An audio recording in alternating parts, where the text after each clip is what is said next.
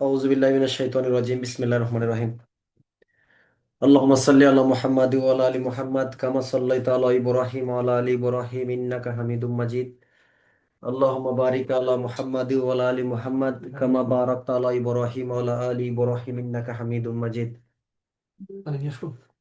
রব্বি জিদনি ইলমা রব্বি জিদনি ইলমা রব্বি জিদনি ইলমা রব্বি ইশরাহ লি সাদরি ওয়া ইয়াসসির লি আমরি ওয়াহলুল উকদাতাম মিন লিসানি ইয়াফকাহু কাওলি।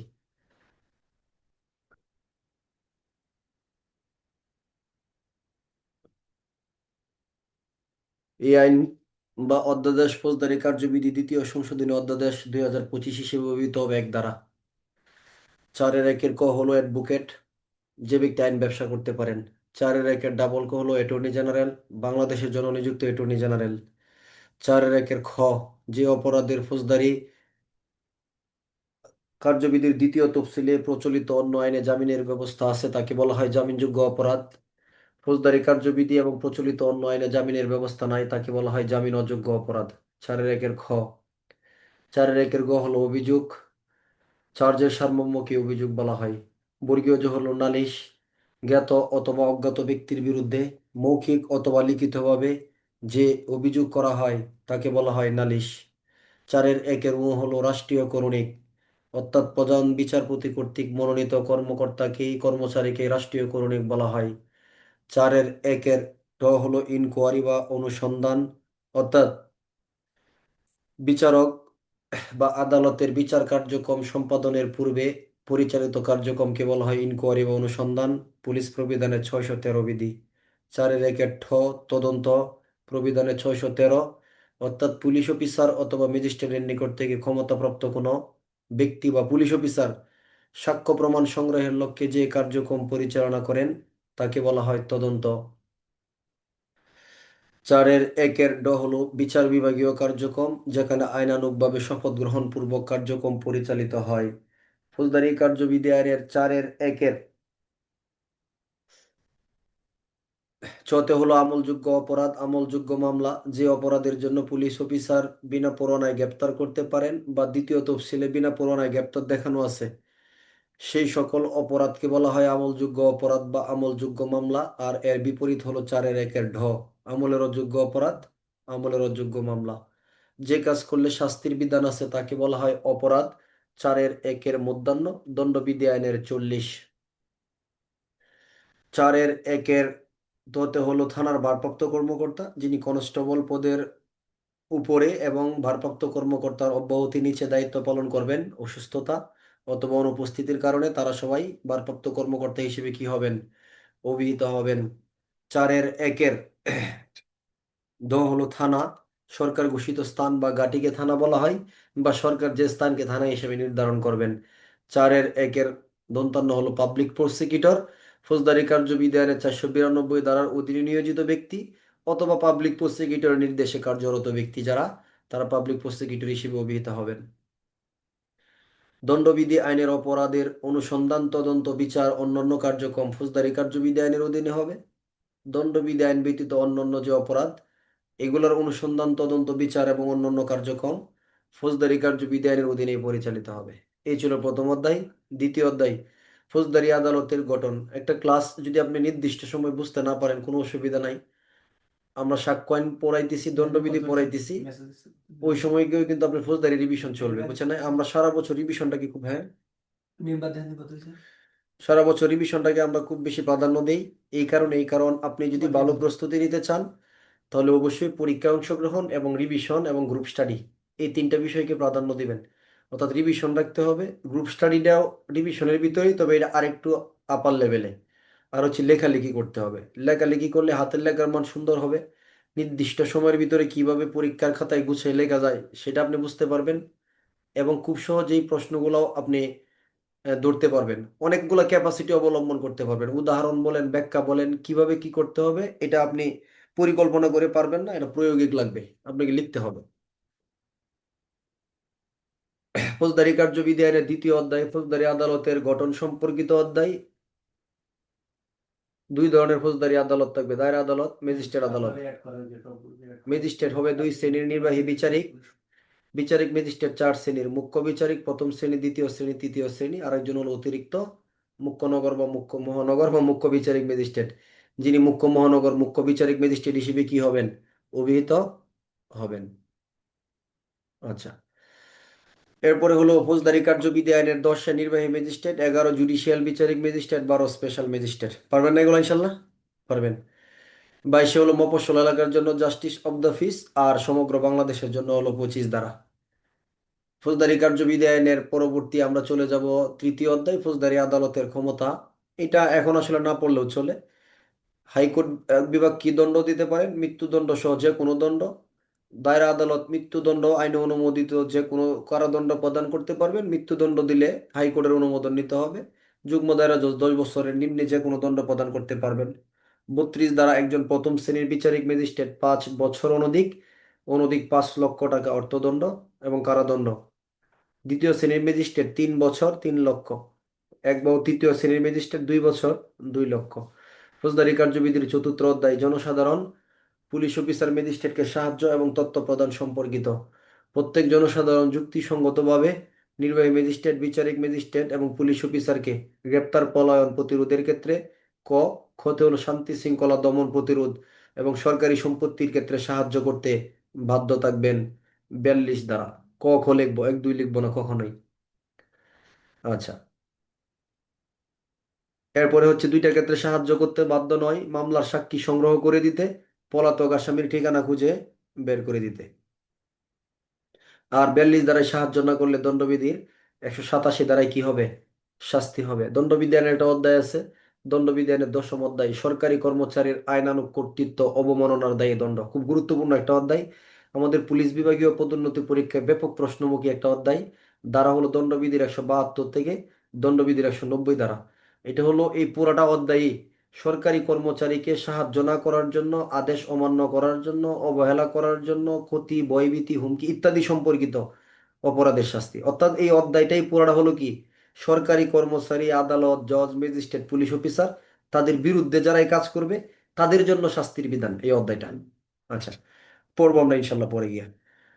এরপরে আসেন এই ফৌজদারি কার্যবিধি আইনের পরবর্তী ধারা হলো 43। পুলিশ অফিসার ব্যতীত অন্য যে ব্যক্তি পরোয়ানা কার্যকর করবেন তাকেও অপর কোনো ব্যক্তি সাহায্য করতে পারবেন।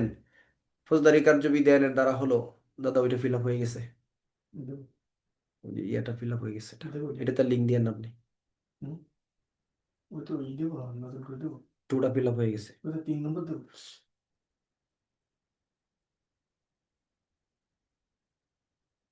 আপনি 1 নম্বরটা দেন। হুম, আচ্ছা, একটু পরে দিতে হবে মনে হয়। ফৌজদারি কার্যবিধির 44 দ্বারা কতিপয় ব্যক্তি রাষ্ট্রদ্রোহ, বেআইনি সমাবেশ দাঙ্গা, চুরি ডাকাতি দস্যুতা, অনিষ্ট, খুন, অপরাধজনক নরহত্যা, অনধিকার প্রবেশ ইত্যাদি সম্পর্কিত অপরাধের সংবাদ দিয়ে কি করবেন?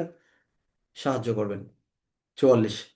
45 দ্বারা গ্রাম প্রধান জমির মালিক হিসাব নবিশ, গ্রাম প্রধান জমির মালিক হিসাব নবিশ তারা নিম্নলিখিত অপরাধের বিষয় সম্পর্কে পুলিশ অফিসার এবং ম্যাজিস্ট্রেটের মধ্যে যে নিকটে তাকে সংবাদ দিয়ে সাহায্য করবেন বা করতে কি থাকবেন?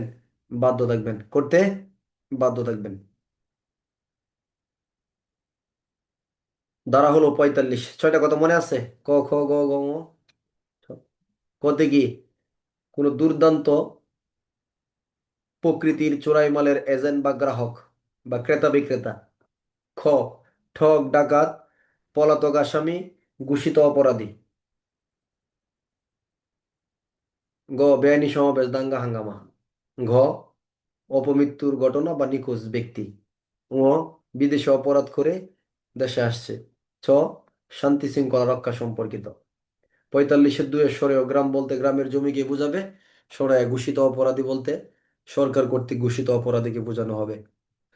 ফৌজদারি কার্যবিধি আইনের পরবর্তী অধ্যায় গ্রেপ্তার পলায়ন পুনরায় গ্রেপ্তার। 46 দ্বারা হলো গ্রেপ্তারের সংজ্ঞা, তাই না? যুক্তিসঙ্গত অভিযোগের প্রেক্ষিতে ব্যক্তি স্বাধীনতা খর্ব করে আইনি হেফাজতে নেওয়াকে কি বলা হয়? গ্রেপ্তার বলা হয়।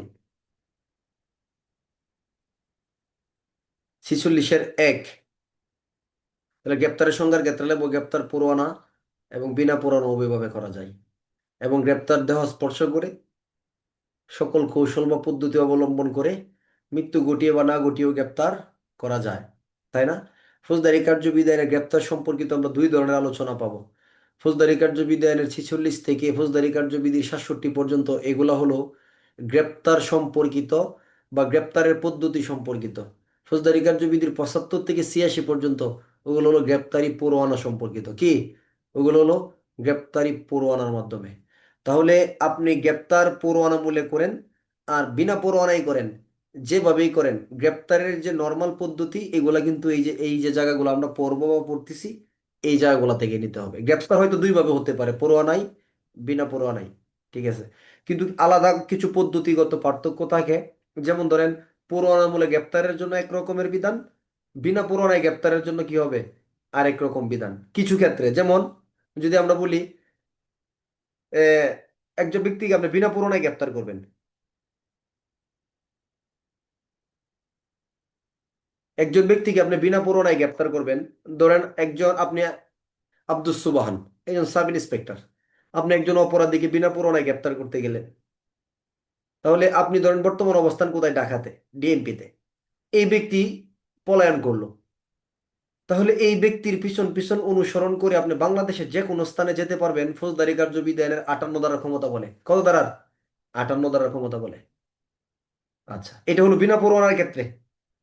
এখন আপনি পরোয়ানা বলে গ্রেপ্তার করতে গেছেন, ওই ব্যক্তি পলায়ন করলো, তাহলে তাকে অনুসরণ করে আপনি বাংলাদেশের যে কোনো স্থানে গিয়ে পরোয়ানা কার্যকর করতে পারবেন ফৌজদারি কার্যবিধির 82 ধারার ক্ষমতা বলে। কত ধারার? 82 ধারার ক্ষমতা বলে। এরকম কিছু পার্থক্য যেমন আরো আছে। সংবিধানের 33-এর 1 অনুচ্ছেদ এবং ফৌজদারি কার্যবিধির 61 ধারার বিধান অনুসারে, না, 33-এর 2 অনুচ্ছেদ এবং ফৌজদারি 61 ধারার বিধান অনুসারে 24 ঘন্টার ভিতরে গ্রেপ্তারকৃত ব্যক্তিকে আদালতে প্রেরণ করতে হবে যদি ফৌজদারি কার্যবিধির 167 ধারার আদেশ না থাকে। এটা হলো বিনা পরোয়ানার ক্ষেত্রে। আবার পরোয়ানা মূলে যখন কোনো ব্যক্তিকে গ্রেপ্তার করবেন, যদি ফৌজদারি কার্যবিধির 76 ধারা জামিনের ব্যবস্থা না থাকে, জামিনযোগ্য পরোয়ানা না হয়, তাহলে তাকে অনতিবিলম্বে আদালতে প্রেরণ করতে হবে, 81 ধারার বিধান বলে। এগুলো পরবর্তীতে গিয়ে বুঝতে পারবেন। অতএব মানে পরোয়ানা বিনা পরোয়ানায় গ্রেপ্তারের নর্মাল পদ্ধতি একই হবে, তবে এর কিছু পার্থক্য আছে, এগুলো আমরা পরে গিয়ে দেখবো ইনশাল্লাহ। আচ্ছা, ফৌজদারি কার্যবিধি আইনের আমাদের যে আলোচনা, এই গ্রেপ্তার সম্পর্কিত অধ্যায় তো আমরা পড়ছি সংশোধনী হলো ওই দিন, তাই না? পড়ছি না? আচ্ছা, কথা বা কার্য দ্বারা কোনো ব্যক্তি যদি হেফাজতে না আসে, আত্মসমর্পণ না করে, তাহলে গ্রেপ্তারকারী ব্যক্তি নাকি পুলিশ অফিসার দেহ স্পর্শ করবে? কে? দুইজনই পারবে। পুলিশ অফিসারও পারবে, গ্রেপ্তারের জন্য যদি ক্ষমতাপ্রাপ্ত হয় কোনো ব্যক্তি, সেও কিন্তু এটা পারবে। ধারা হলো 46-এর 1। 2 হলো গ্রেপ্তার করার সময়, দাদা 3 নম্বর লিঙ্ক দিয়ে দেন ওইটা, এটা 4 নম্বরটা। গ্রেপ্তার করার সময় ফৌজদারি কার্যবিধি আইনের 46-এর 2 বলতে, যদি কোনো ব্যক্তি পলায়ন অথবা বলপূর্বক ভাবে বাধা দেয়, তাহলে তাকে গ্রেপ্তার করার সময় কি করা যাবে? বল প্রয়োগ করা যাবে। সকল বল প্রয়োগ, এখানে সকল কৌশল বলতে বল প্রয়োগের ব্যাপার আসবে, পরবর্তীতে বুঝতে পারবেন। সকল কৌশল বা পদ্ধতি অবলম্বন করেও তাকে কি করা যাবে? গ্রেপ্তার করা যাবে। ধারাগত 46-এর 2। তবে এমন কোনো পদ্ধতি অবলম্বন করা যাবে না এই ব্যক্তি মৃত্যুদণ্ড বা যাবজ্জীবন কারাদণ্ডে দণ্ডনীয় অপরাধে অভিযুক্ত নয়। কি অপরাধে? তার শাস্তি হতে পারে সর্বোচ্চ 5 বছর, 7 বছর, যাবজ্জীবন কারাদণ্ড হবে না, মৃত্যুদণ্ড হবে না। এই ব্যক্তিকে গ্রেপ্তার করার সময় আপনি আবার আগ্নেয়াস্ত্র ব্যবহার করবেন না, মৃত্যু ঘটাবেন না। ঠিক আছে, ধারা হলো কত? 46-এর 3 ধারা।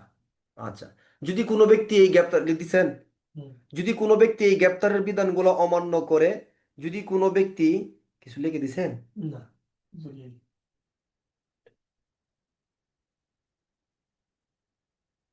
যদি কোনো ব্যক্তি এই গ্রেপ্তারের বিধানগুলো অমান্য করে, তাহলে সেই ক্ষেত্রে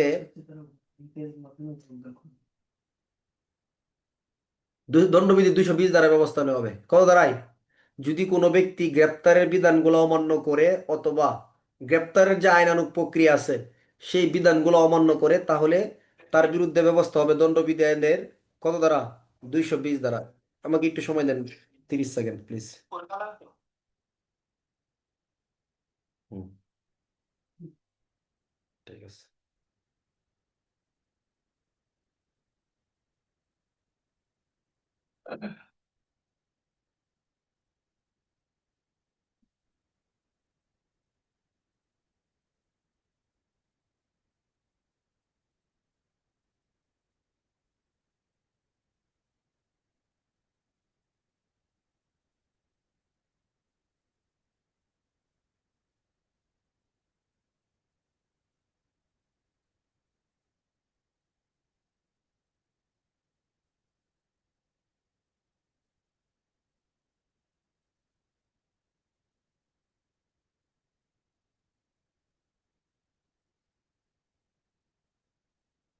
শুনতে পাচ্ছি। এদিকে ইসলাম ভাই, এমডি ইসলাম ভাই শুনতে পাচ্ছেন? সজীব, হ্যাঁ, ঠিক আছে। আচ্ছা, ফৌজদারি কার্যবিধি আইনের, তাহলে অন্যায়ভাবে গ্রেপ্তার করলে কি অপরাধ না? কত ধারা? 220 ধারা। আবার যদি গ্রেপ্তারে বাধা দেয় তাহলে অপরাধ হবে কি না? গ্রেপ্তার করতে গেলেন, বাধা দিল, অপরাধ হবে না? কত ধারায় হবে? দণ্ডবিধি আইনের কত?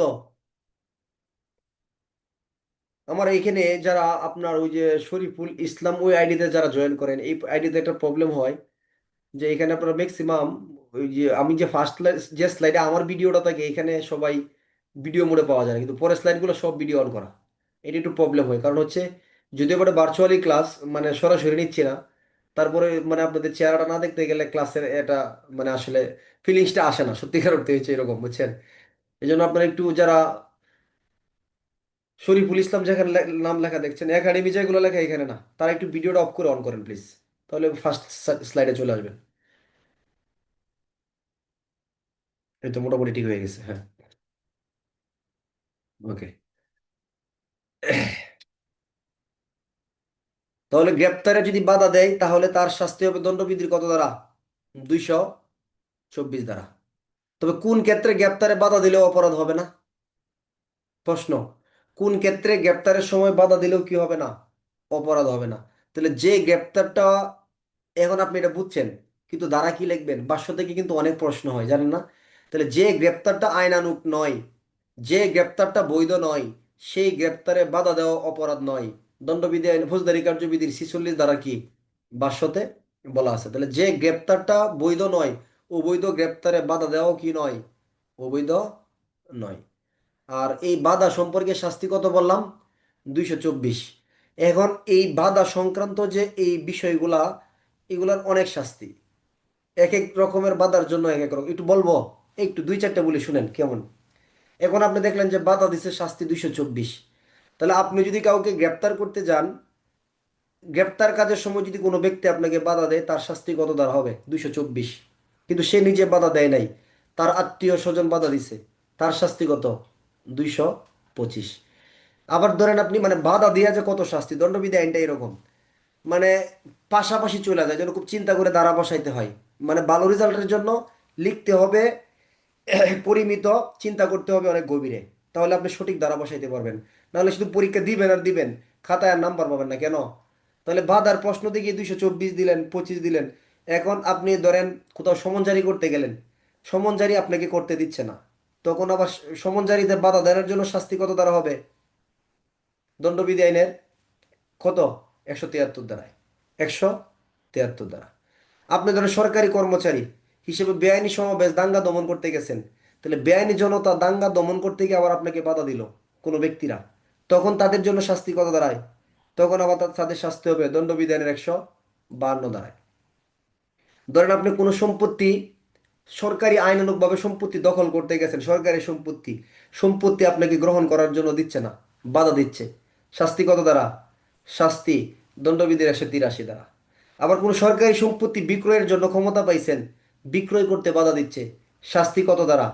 184 দ্বারা। মানে এই বাধা সম্পর্কে দণ্ডবিধি আইনের 11টা শাস্তির বিধান আছে, বুঝতে পারছি? তাহলে একটু একটু কথার, আবার আপনি সরকারি কর্মচারীকে যদি আপনার কি করেন, যে তার সরকারি কর্মচারীকে আঘাত দান বা আঘাতের উদ্দেশ্যে বাধা, যদি আঘাতের কথাগুলো আবার যুক্ত হয়ে যায়, তাহলে শাস্তির দ্বারা চলে যাবে আবার দণ্ডবিধি আইনে 332, 333। আবার তাদেরকে বল প্রয়োগ বা আক্রমণ বল প্রয়োগ বা সেই উদ্দেশ্যে যদি বাধা দেন, তাহলে শাস্তির দ্বারা চলে যাবে আবার দণ্ডবিধি আইনে 353 দ্বারা। ঠিক আছে? তাহলে মানে এইগুলা আমি এটা এখানে টানতে চাচ্ছি না, না, বলার উদ্দেশ্য হলো এটা যে আইনের গভীরতাগুলা শুধু দণ্ডবিধির জন্য না, ফৌজদারি তো এরকম অনেক গভীর জায়গা আছে। আপনার কাছে প্রশ্ন হচ্ছে পরোয়ানার, আপনি নর্মাল গ্রেপ্তারের কথা লিখতেছেন। আপনার কাছে প্রশ্ন আসছে তল্লাশি বিনা পরোয়ানার কার্যক্রম, আপনি তল্লাশি পরোয়ানার কার্যক্রম লিখতেছেন কেন? একটু চিন্তা করলে কিন্তু ওইটাও আপনি পারতেন। এই জন্য পরীক্ষার হলে পুরাটা সময় কিন্তু আমাকে লেখার জন্য দেয় না, আমাকে এখানে চিন্তা করার জন্য একটা সময় দেওয়া থাকে। এটার নাম হচ্ছে এক্সাম স্ট্র্যাটেজি, অর্থাৎ পরীক্ষার কৌশল। আমাদের পদোন্নতি পরীক্ষার ক্ষেত্রে আইন ধারা না জানার জন্য, হাতের লেখা খারাপ হওয়ার জন্য যে পরিমাণ লোক অকৃতকার্য বা খারাপ করি, তার চাইতেও আমরা বেশি লোক পরীক্ষায় খারাপ করি আমাদের বিভিন্ন কৌশল অবলম্বন করার কারণে। টেকনিক্যালি কারণে আমরা হেরে যাই। বুঝাইতে পারছি বিষয়টা? আশা করি এই ভুলটা আপনার আর হবে না ইনশাল্লাহ। তবে একদিনে হবে সব? একদিনে সবকিছু শেখা যাবে? যাবে না। ফৌজদারি কার্যবিধির সংশোধনী অধ্যাদেশ, ফৌজদারি কার্যবিধি 46-এর ক, গ্রেপ্তারের পদ্ধতি, গ্রেপ্তারকারী অফিসারের করণীয়। এখানে কয়টা অংশ? 6টা অংশ। প্রথম অংশে বলতেছে যারা গ্রেপ্তার করতে যাবে তাদের স্পষ্ট দৃশ্যমান পরিচয় কি করবে? বহন করবে, যেন তাদেরকে চেনা যায় যারা আসলে পুলিশ অফিসার, তাই না? ইত্যাদি। খ, তারা পরিচয়পত্র বা আইডি কার্ড তাদেরকে তাদের পরিচয় দিবেন এবং আইডি কার্ড প্রদর্শন করবেন। গ, গ্রেপ্তার সম্পর্কে একটা স্মারকলিপি প্রস্তুত করবেন। কি করবেন? একটা স্মারকলিপি বা মেমোরেন্ডাম প্রস্তুত করবেন। এটার মধ্যে কয়জন সাক্ষী হবে? অন্তত পক্ষে 2জন, 3জন, না একজন? একজন। যিনি পুলিশ অফিসার নির্ধারণ করবেন, আদালত নির্ধারণ করবেন, সরকার, নাকি আসামি? আসামি নির্ধারিত হবে। অথবা যেখানে আমি গ্রেপ্তার করছি সেখানকার একজন গণ্যমান্য ব্যক্তি হবে। আচ্ছা, যদি এরকম না পাই, আসামির মনোনীত কেউ না পাই, কোনো গণ্যমান্য ব্যক্তিও না পাই, তাহলে কি করতে হবে? আসামিকে ছেড়ে দিতে হবে? আদালতের আদেশ নিতে হবে? নাকি স্মারকলিপিতে কারণ উল্লেখ করতে হবে? স্মারকলিপিতে কারণ উল্লেখ করতে হবে। এই টোটাল কথাটাই কিন্তু গয়ের এক।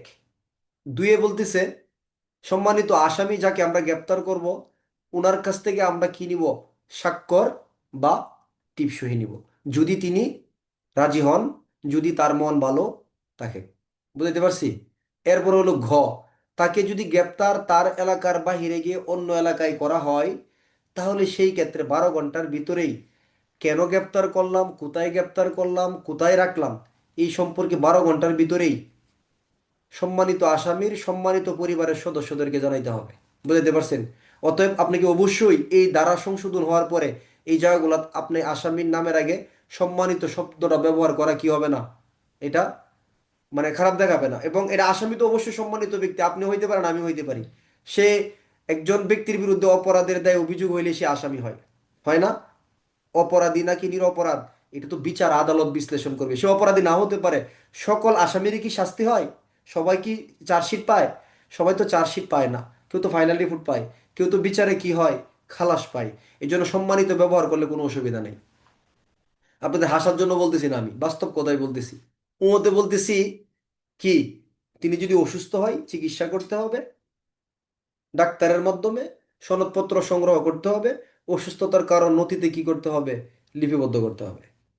ছতে হলো 12 ঘন্টার মধ্যেই তার পরিবারের কোনো আত্মীয় স্বজন অথবা তার পছন্দ মতো আইনজীবীর সাথে কি করতে হবে? সাক্ষাৎ করাইতে হবে। কি করাইতে হবে? সাক্ষাৎ করাইতে হবে। দ্বারা হলো কত? ফৌজদারি কার্যবিধি আইনের কত বলছি বলেন? কষ্ট হচ্ছে এই জায়গাটা একটু। 46-এর কয়ের চ। 46-এর কটা কিভাবে লিখবো? কটা কিন্তু শ টাইপের, আর চটা কি? ব্র্যাকেট। এটা হলো মূল ধারা, আর এটা হলো কি ধারা? উপধারা। এরপর আসেন খ। খতে বলতেছে এই সম্পর্কে অফিসিয়াল এন্ট্রি রেজিস্টারে কি কি লিখবেন? কেন গ্রেপ্তার করা হলো, গ্রেপ্তার সম্পর্কে আমাদেরকে কে তথ্য দিল, যে আসামি এখানে আছে আমাদেরকে জানাইছে কে? আলতাফ ভাই জানাইছে। এটা হলো একটা। তৃতীয়ত কি, আমি যে আসামিকে গ্রেপ্তার করছি আমি কাকে জানাইছি? আসামির বন্ধু হানিফকে জানাইছি। এটাও স্মারকলিপিতে থাকবে এন্ট্রি রেজিস্টারে। আরেকটা কি, কার হেফাজতে আছে বর্তমানে? পুলিশ অফিসার কার হেফাজতে আছে? জামান নামক পুলিশ অফিসারের হেফাজতে আছে। এগুলো এন্ট্রি রেজিস্টারে উল্লেখ করতে হবে। আর কি করতে হবে? জেনারেল ডায়েরিতে লিপিবদ্ধ করতে হবে। এবং যাকে গ্রেপ্তার করলাম সে তো আমার এলাকার নয়, অন্য এলাকায়। কোন এলাকা? পার্শ্ববর্তী থানা। ওইখানকার ভারপ্রাপ্ত কর্মকর্তার নাম হলো আমজাদ হোসেন, ধরেন। ওনার বরাবর স্মারকলিপি পাঠিয়ে দিব, যেন আমজাদ ভাই কি করেন, আমজাদ স্যারে উনি ওনার জেনারেল ডায়েরিতে লিপিবদ্ধ করেন। এইটা। এখন ওই যে বিষয়গুলা এন্টি রেজিস্টার জিডিতে লিপিবদ্ধ করা হইলো, তার পরিবারের সদস্যদেরকে আমরা এই সম্পর্কে কি করব? তথ্য দিয়ে দিব, অসুবিধা নেই। গতে হলো এএসআই থেকে উপরের পদমর্যাদার অফিসারকে পুলিশ কমিশনার মেট্রো এলাকায় এবং প্রতিটি জেলার পুলিশ সুপারগণ একজন এএসআই নিযুক্ত করবেন। কেন? এই সম্পর্কিত তথ্য লিপিবদ্ধ, সংরক্ষণ এবং ডিজিটাল আকারে সম্ভব হলে প্রদর্শনের জন্য, তাই কি না?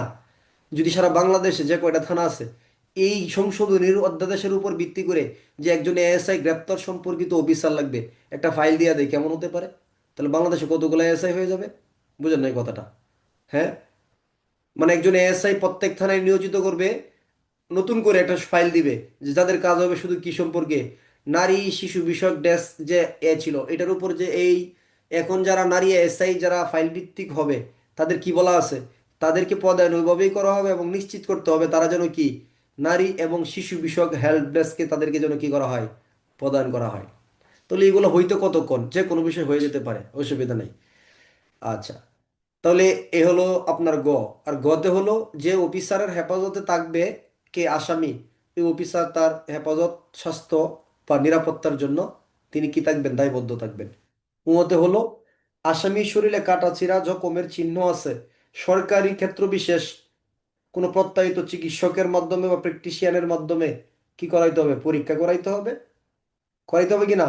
তবে শর্ত হলো যদি মহিলা আসামি হয়ে থাকেন বা মহিলা হয়ে থাকেন তাহলে মহিলা ডাক্তার বা নার্সের উপস্থিতিতেই করাইতে হবে।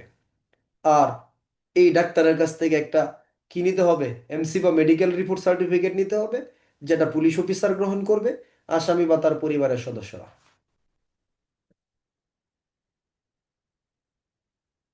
দ্বারা হলো ফৌজদারি কার্যবিধি আইনের কত এটা, 46-এর এর কত, 2। তিনি কি বলবো, তিনি হলো আসামিকে অসুস্থ অবস্থায় ম্যাজিস্ট্রেটের কাছে হাজির করা হলে ক ম্যাজিস্ট্রেট আসামিকে জামিনে মুক্তি দিবেন, খ ম্যাজিস্ট্রেট আসামিকে পুলিশের হেফাজতে প্রেরণ করবেন, গ ম্যাজিস্ট্রেট আসামির বিষয় সম্পর্কে হাইকোর্ট থেকে সিদ্ধান্ত গ্রহণ করবেন, ঘ ম্যাজিস্ট্রেট আসামিকে চিকিৎসার নির্দেশ প্রদান করবেন। তাহলে চিকিৎসার নির্দেশ প্রদান করবেন। তবে যদি গুরুতর অসুস্থ অবস্থায় আগে থেকে চিকিৎসাধীন থাকে, ম্যাজিস্ট্রেট বলবে আমি বিশ্বাস করি না, আসামি কোথায়, আমি দেখতে চাই, তখন ভিডিও কলে তাকে দেখায় দেওয়া হবে আসামি ঠিক আছে, হাসপাতালে আছে। বুঝতে দিতে পারছি? এই পর্যন্ত ছিল আমাদের আলোচনা। ফৌজদারি কার্যবিধি আইনের পরবর্তী ধারা হলো কত, 47 ধারা। কত, 47 ধারা। গ্রেপ্তার করার সময় এমনটা কিন্তু হবে না যে আসামি উইলিংলি আপনার কাছে কি করবে, স্বেচ্ছায় ধরা দিবে। অনেক ক্ষেত্রেই সে চেষ্টা করবে ধরা না দেওয়ার জন্য, আত্মসমর্পণ না করার জন্য, তাই না? হ্যাঁ, একজন, আচ্ছা, আত্মসমর্পণ না করার জন্য তাহলে কি করবে, অনেক চেষ্টা করবে, লাফ দিবে, দৌড় দিবে, পালাবে। এখন আপনি দেখছেন এক ব্যক্তির বাড়িতে পলায়ন করছে, ওই ব্যক্তির নাম হচ্ছে কি রিফন, তাহলে আসামির নাম হচ্ছে রাসেল, আর পলায়ন করছে কার বাড়িতে, রিফনের বাড়িতে। দুজন আমার বেস্টমেট রাসেল এবং রিফন। আচ্ছা, এখন এই যে পলায়ন করছে পুলিশ অফিসারকে, ধরেন পুলিশ অফিসার সুমন দেখছে যে রিপন নামক আসামি রাসেলের বাড়ি বা রাসেল নামক আসামি রিপনের বাড়িতে পলায়ন করছে, অথবা রিপন ওই বাড়ির দায়িত্বে আছে, কেয়ারটেকার বা যাই হোক ভারপ্রাপ্ত ব্যক্তি। এখন সুমন নামক ব্যক্তি এখানে কেন প্রবেশ করবে, তার বাড়ি তল্লাশি করার জন্য, ক বোঝার চেষ্টা করেন, রিপনকে গ্রেপ্তার করার জন্য, খ গতে বলবে রিপনকে খুঁজে বের করার জন্য তল্লাশি। তাহলে রিপনকে খুঁজে বের করার জন্য তল্লাশি করবেন, এখানে গ্রেপ্তারের বিষয়টা মূল না। 47 দ্বারা মূল ফ্যাক্ট হচ্ছে কি, বাড়ির মালিকের এখানে কি করতে হবে, অনুমতি নিয়ে, আবদ্ধ স্থানের ভারপ্রাপ্ত ব্যক্তির অনুমতি নিয়ে তল্লাশি করতে হবে। অতএব এখানে মূল প্রেক্ষাপট হচ্ছে গ্রেপ্তার না, প্রেক্ষাপট হলো কি, তল্লাশি। তবে এটা কোনো বস্তুর জন্য নয়, আমি যে ব্যক্তিকে গ্রেপ্তার করব সেই ব্যক্তিকে গ্রেপ্তার করার জন্য তল্লাশি। কি করতে হবে, বাড়ির মালিকের অনুমতি নিতে হবে। তাহলে আমি যে 47 দ্বারাই বাড়ির ভিতরে তল্লাশি করতে যাব, এখন বাড়ির মালিক রিপন বলবে, শিক্ষিত ব্যক্তি আপনার কাছে কি সার্চ ওয়ারেন্ট আছে, বলে ফেলেন অনেকেই যে আপনি যে আমার বাড়িতে প্রবেশ করবেন সার্চ ওয়ারেন্ট আছে।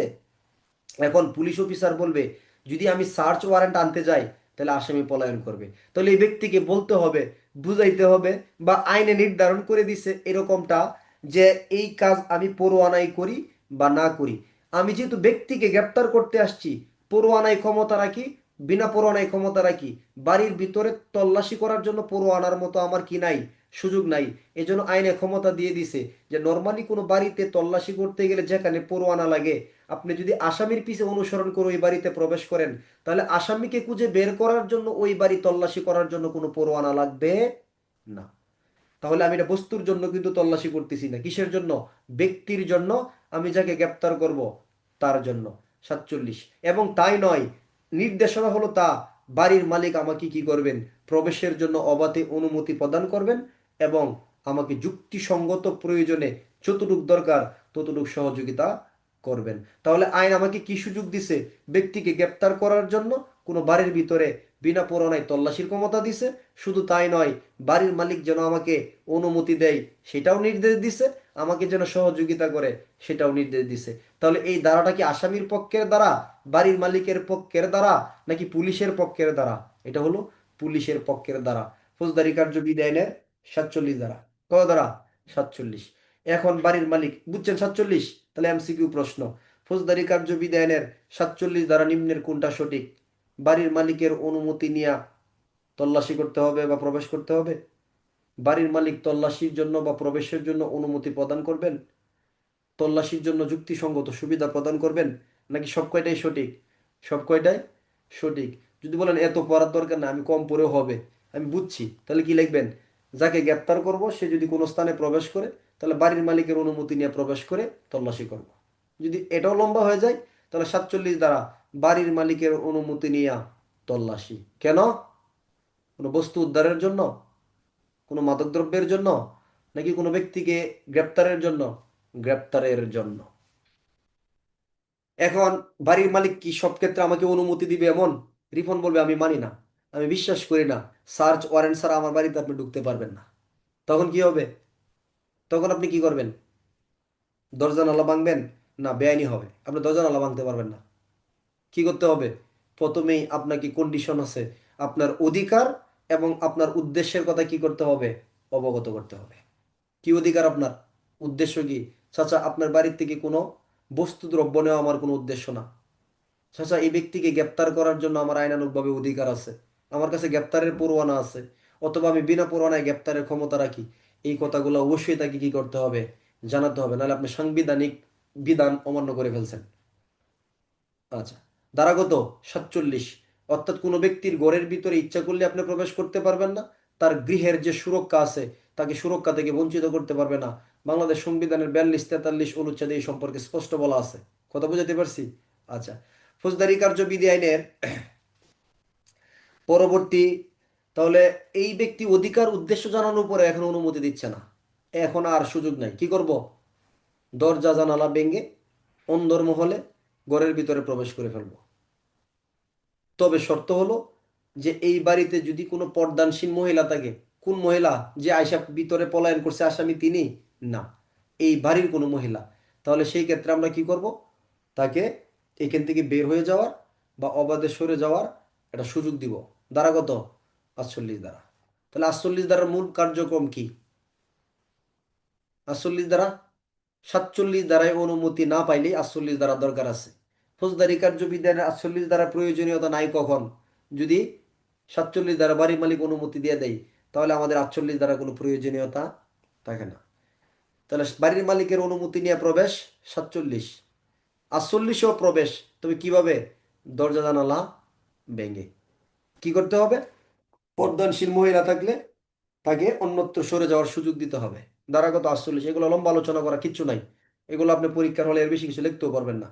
লম্বা আলোচনা করার জায়গায় লম্বা আলোচনা করতে হবে। 49 দ্বারা, তাহলে ভিতরে যে প্রবেশ করছেন দরজা জানালা ভেঙে, ধরেন মূল দরজাটা ভেঙে ভিতরে প্রবেশ করছেন, এরপর 2-3 রুম ভিতরে চলে গেছেন, এরপরে কি হয়েছে? ওই যে আপনার এর মতো, কি বলে, ইউসুফ জুলেখার মতো দরজা 7টা 8টা সব বন্ধ করে দিছে। পরে আপনি তো একবারে ভিতরের রুমে আছেন, বাহিরের দরজা সব বন্ধ করে দিছে, এখন আপনি কি করবেন? অনেকগুলো দরজা বন্ধ না? এখন আপনি ইচ্ছা করলে ভিতরের দরজাগুলো সব ভেঙে ফেলতে পারবেন, অথবা যে রুমে আছেন ওইখানে জানালা ভেঙে পারবেন। কি করতে পারবেন? দরজা, ভিতরের দরজা মুক্তি লাভের জন্য ভিতরের দরজা, বাহিরের দরজা, জানালা ভেঙে কি করতে পারবেন? বের হইতে পারবেন। তাহলে 48-এর দরজা ভাঙ্গা এবং 49-এর দরজা জানালা ভাঙ্গার মধ্যে পার্থক্য আছে না নাই? আছে। একটা হলো আসামি গ্রেপ্তার বা তল্লাশির জন্য ভাঙ্গা, আর একটা হলো কি, নিজের জীবন বাঁচানোর জন্য, নিজের মুক্তি লাভের জন্য দরজা জানালা ভাঙ্গা। ধারা কত? 49। খুব সিম্পলি পড়লেও হবে। 47 দ্বারায় বাড়ির মালিক অনুমতি না দিলে অধিকার উদ্দেশ্যের কথা জানাবো, তবু যদি অনুমতি না পাই দরজা জানালা ভেঙে প্রবেশ করব। 48। যদি 48 দ্বারা প্রবেশের পরে গিয়া আবার ভিতরে আটকা পড়ে যায়, তাহলে মুক্তি লাভের জন্য দরজা জানালা ভিতরের হোক বাইরের হোক এগুলা ভেঙেও কি করতে পারবো, বের হইতে পারবো। কি পড়তেছি আমরা এগুলা? গ্রেপ্তারের পদ্ধতি। গ্রেপ্তারের কি পদ্ধতি? দ্বারা হলো কত? 49। বলেন, বাড়ির মালিকের অনুমতি নিয়ে প্রবেশ করে তল্লাশি করতে হবে। 47। বাড়ির মালিক অনুমতি না দিলে দরজা জানালা ভেঙে প্রবেশ করব। 48। ভিতরে গিয়ে আটকা পড়লে দরজা জানালা ভেঙে বের হব। 49। তাহলে আমার তো আপনাকে বলার জন্য একটু গভীরে বলতেই হয়। এখন আমি যদি শুধু এই কথাগুলাই বলে যাই, তো আমাদের ক্লাস শেষ হয়ে যাবে 10 মিনিটে। কথা বুঝেন নাই? 10 মিনিট সময় কি ক্লাস হইলে হবে? আপনারা মানবেন? মানবেন না, বিষয়টা হচ্ছে এরকম। এই জন্য আমার অনেক কিচ্ছা কাহিনী বলতে হয়। কিন্তু আপনি টার্গেট করবেন কোন জায়গাটা, যে আমি ধারাটার লাস্ট কোন অংশটা বলছি এটা, আর ক্লাস শেষে যে 2-3 মিনিট রিভিশন দেই, এটা যদি আপনি টার্গেট করতে পারেন, তাহলে ওই টার্গেটটা আপনি তখনই করতে পারবেন যদি টোটাল ক্লাসটা বুঝেন। তখন ওই টার্গেটটা আপনি চলে আসবে। আর এখন আপনি সারা ক্লাস না করে লাস্টে রিভিশনের সময় শুধু 5 মিনিট রিভিশন নিলেন, কিছুই কিন্তু বুঝবেন না। বিষয়টা এরকম। অতএব আপনি কি গভীরের কথাগুলা বুঝতে হবে, তখন আপনি কি একটা কি করতে পারবেন, নির্দিষ্ট একটা রূপরেখা বা একটা বুলেট পয়েন্ট আপনি কি করতে পারবেন, ধরে রাখতে পারবেন। যারা এখনো বন্ধু খুঁজে পান নাই আইন নিয়ে আলোচনা করার জন্য, তারা দ্রুত বন্ধু নির্বাচন করেন।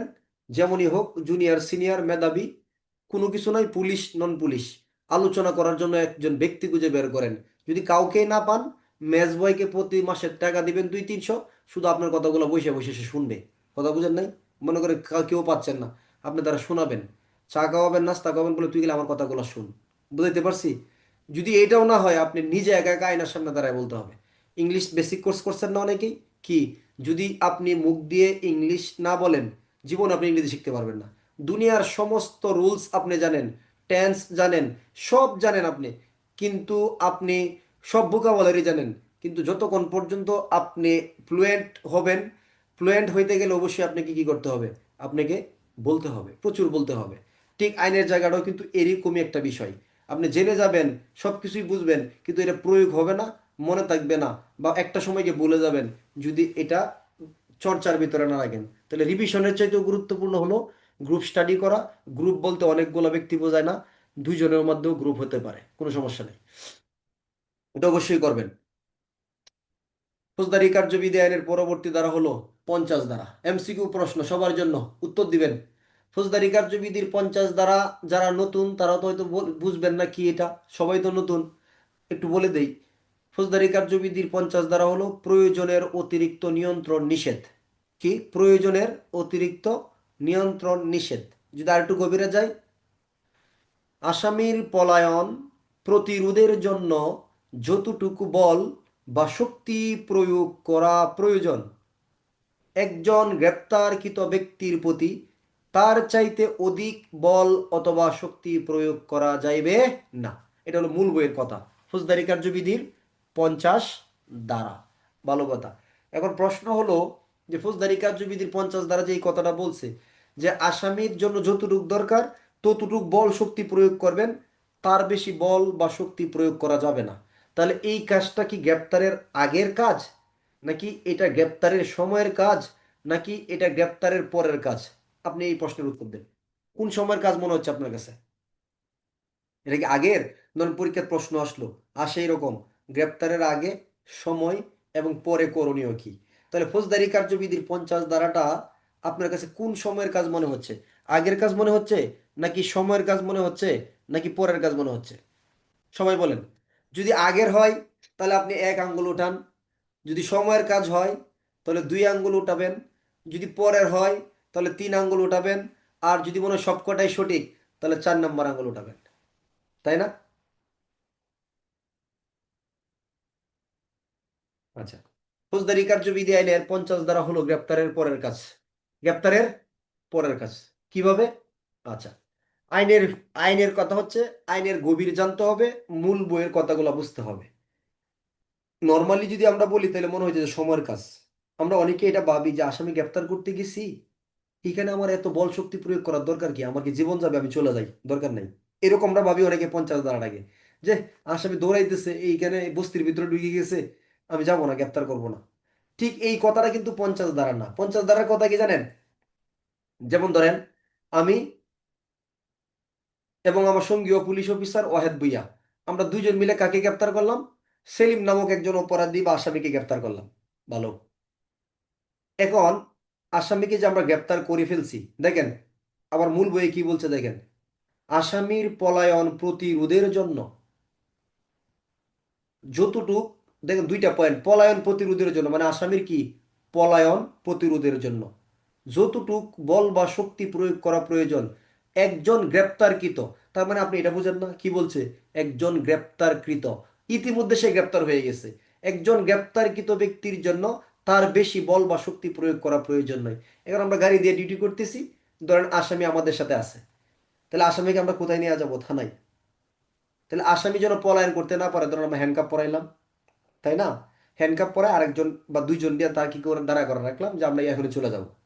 কিন্তু আপনাকে বলতেছে এটা করতে পারবেন না, যে আসামিকে হ্যান্ডকাপ পরাইছেন, চোখ আবার তার কাপড় দিয়ে বেঁধে ফেলছেন, পা রশি দিয়ে বেঁধে ফেলছেন, সমস্ত শরীর বস্তা দিয়ে ডেকে ফেলছেন, এগুলো আপনি করতে পারবেন না। এটাই ফৌজদারি কার্যবিধির 50 ধারার আলোচনা। তার মানে আসামি তো পলায়ন করার চেষ্টা করবে, এটাই স্বাভাবিক, কিন্তু আপনি আসামিকে কি করছেন, যেন পলাইতে না পারে গাড়ির পিছনে পা উপরের দিকে দিয়া মাথা নিচের দিকে ঝুলাই রাখছেন, যেন আসামি পলাইতে না পারে। আপনি দণ্ডবিধির 220 ধারার অপরাধী। নট অনলি 220 ধারা, আপনি বর্তমানে আরো অনেক নতুন আইন চলে আসছে যেগুলাকে দণ্ডবিধি করে করে কি করে হেফাজতে নির্যাতন আইনের অন্তর্ভুক্ত চলে যাবেন আপনি। কি হেফাজতে নির্যাতনের মামলা আপনার বিরুদ্ধে হয়ে যাবে, এগুলো করা যাবে না।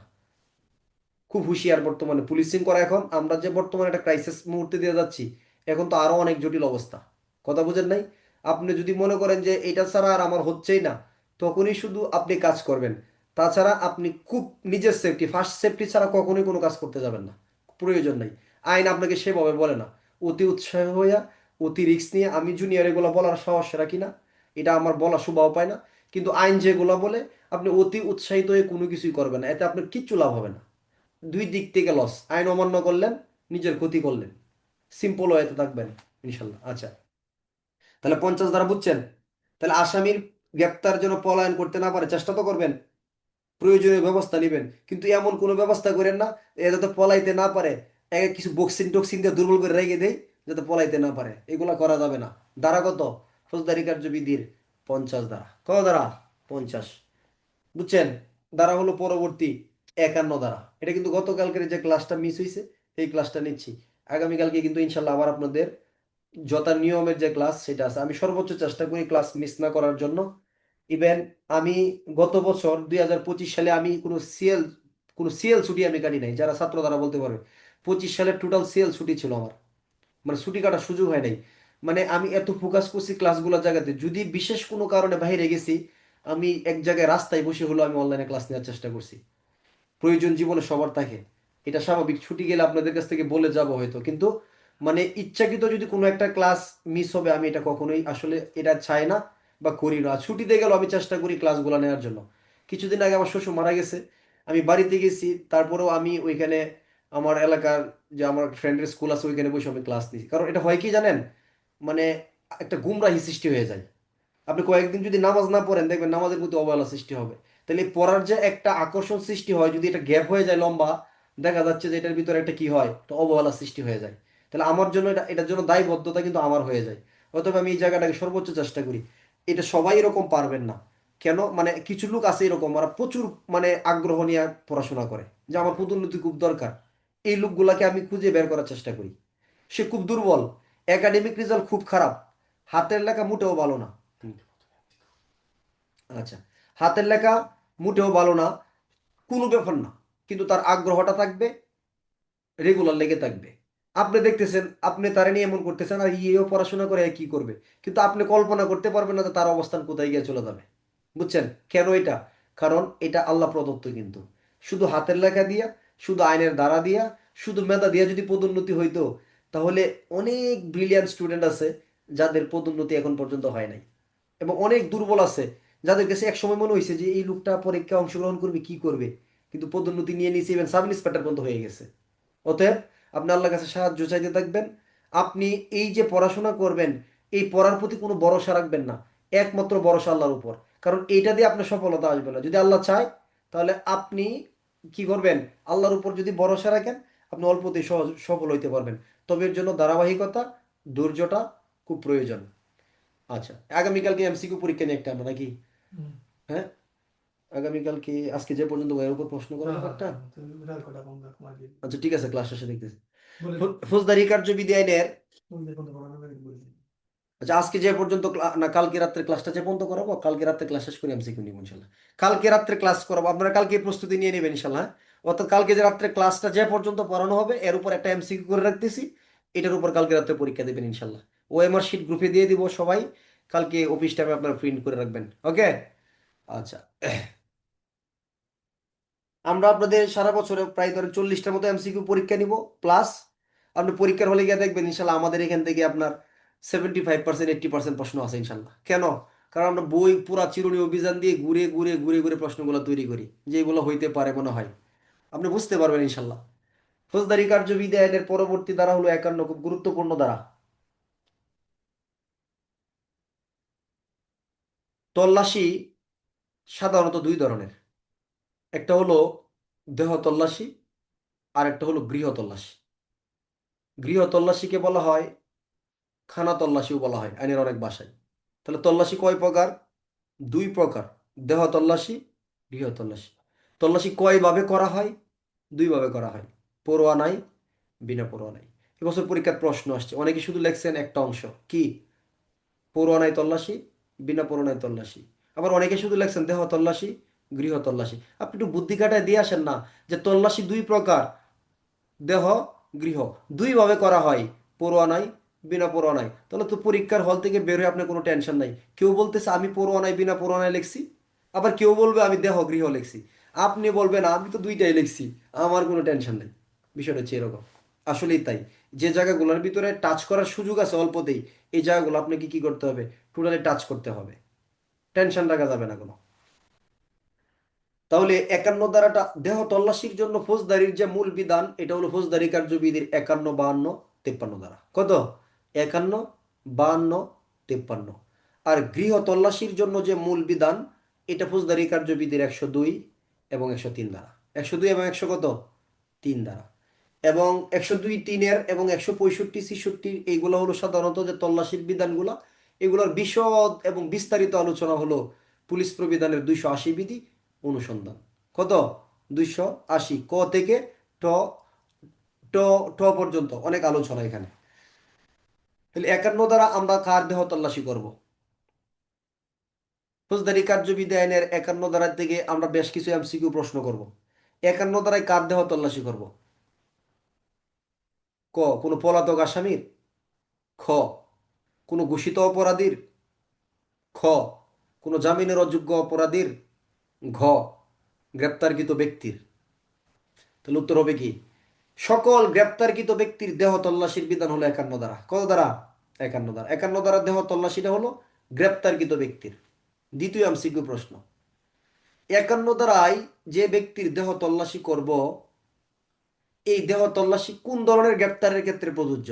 ক, বিনা পরোয়ানায় গ্রেপ্তার করা হলে সেই ব্যক্তির ক্ষেত্রে, পরোয়ানামূলে গ্রেপ্তার করা হলে সেই ব্যক্তির ক্ষেত্রে, জনসাধারণ গ্রেপ্তার করে পুলিশের কাছে নিয়ে আসছে সেই ক্ষেত্রে। সঠিক উত্তর কোনটা হবে? আপনারা বলবেন, আমি পড়াবো না, আপনারা আপনারা পর আপনারাই বুঝে নেবেন। তাহলে সঠিক উত্তর কি হবে? কয় নাম্বার? 4 নাম্বার। ভেরি গুড, যারা 4 নাম্বার বলছেন সেটা সঠিক। অর্থাৎ 51 ধারার দেহ তল্লাশি পরোয়ানামূলে হোক, বিনা পরোয়ানায় হোক, জনসাধারণ গ্রেপ্তার করে পুলিশের কাছে দেওয়া যাক, সকল ক্ষেত্রেই দেহ তল্লাশির বিধান এই 51 ধারা। আচ্ছা, 51 ধারায় দেহ তল্লাশি কে করতে পারবে? ক, পুলিশ অফিসার? খ, ম্যাজিস্ট্রেট?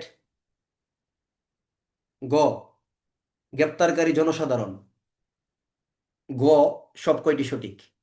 উত্তর কি হবে? উত্তর হলো পুলিশ অফিসার। এই 51 ধারা দেহ তল্লাশির ক্ষমতা অনলি পুলিশ অফিসারের। কার ক্ষমতা এটা? পুলিশ অফিসারের এটা। আচ্ছা, ফৌজদারি কার্যবিধি আইনের 51 ধারা দেহ তল্লাশি করার প্রয়োজন নাই কেন? ক, ব্যক্তি সরকারি কর্মচারী? খ, অপরাধটা জামিনযোগ্য? খ, অপরাধটা রাষ্ট্রদ্রোহমূলক? ঘ, ব্যক্তি অতিবৃদ্ধ? উত্তর কি? অপরাধটা জামিনযোগ্য। অপরাধটা কি? যদি তার অপরাধটা জামিনযোগ্য হয়ে থাকে এবং তার জামিনের ব্যবস্থা থাকে, তাহলে সেই ক্ষেত্রে তার দেহ তল্লাশি করার কোনো প্রয়োজন নাই।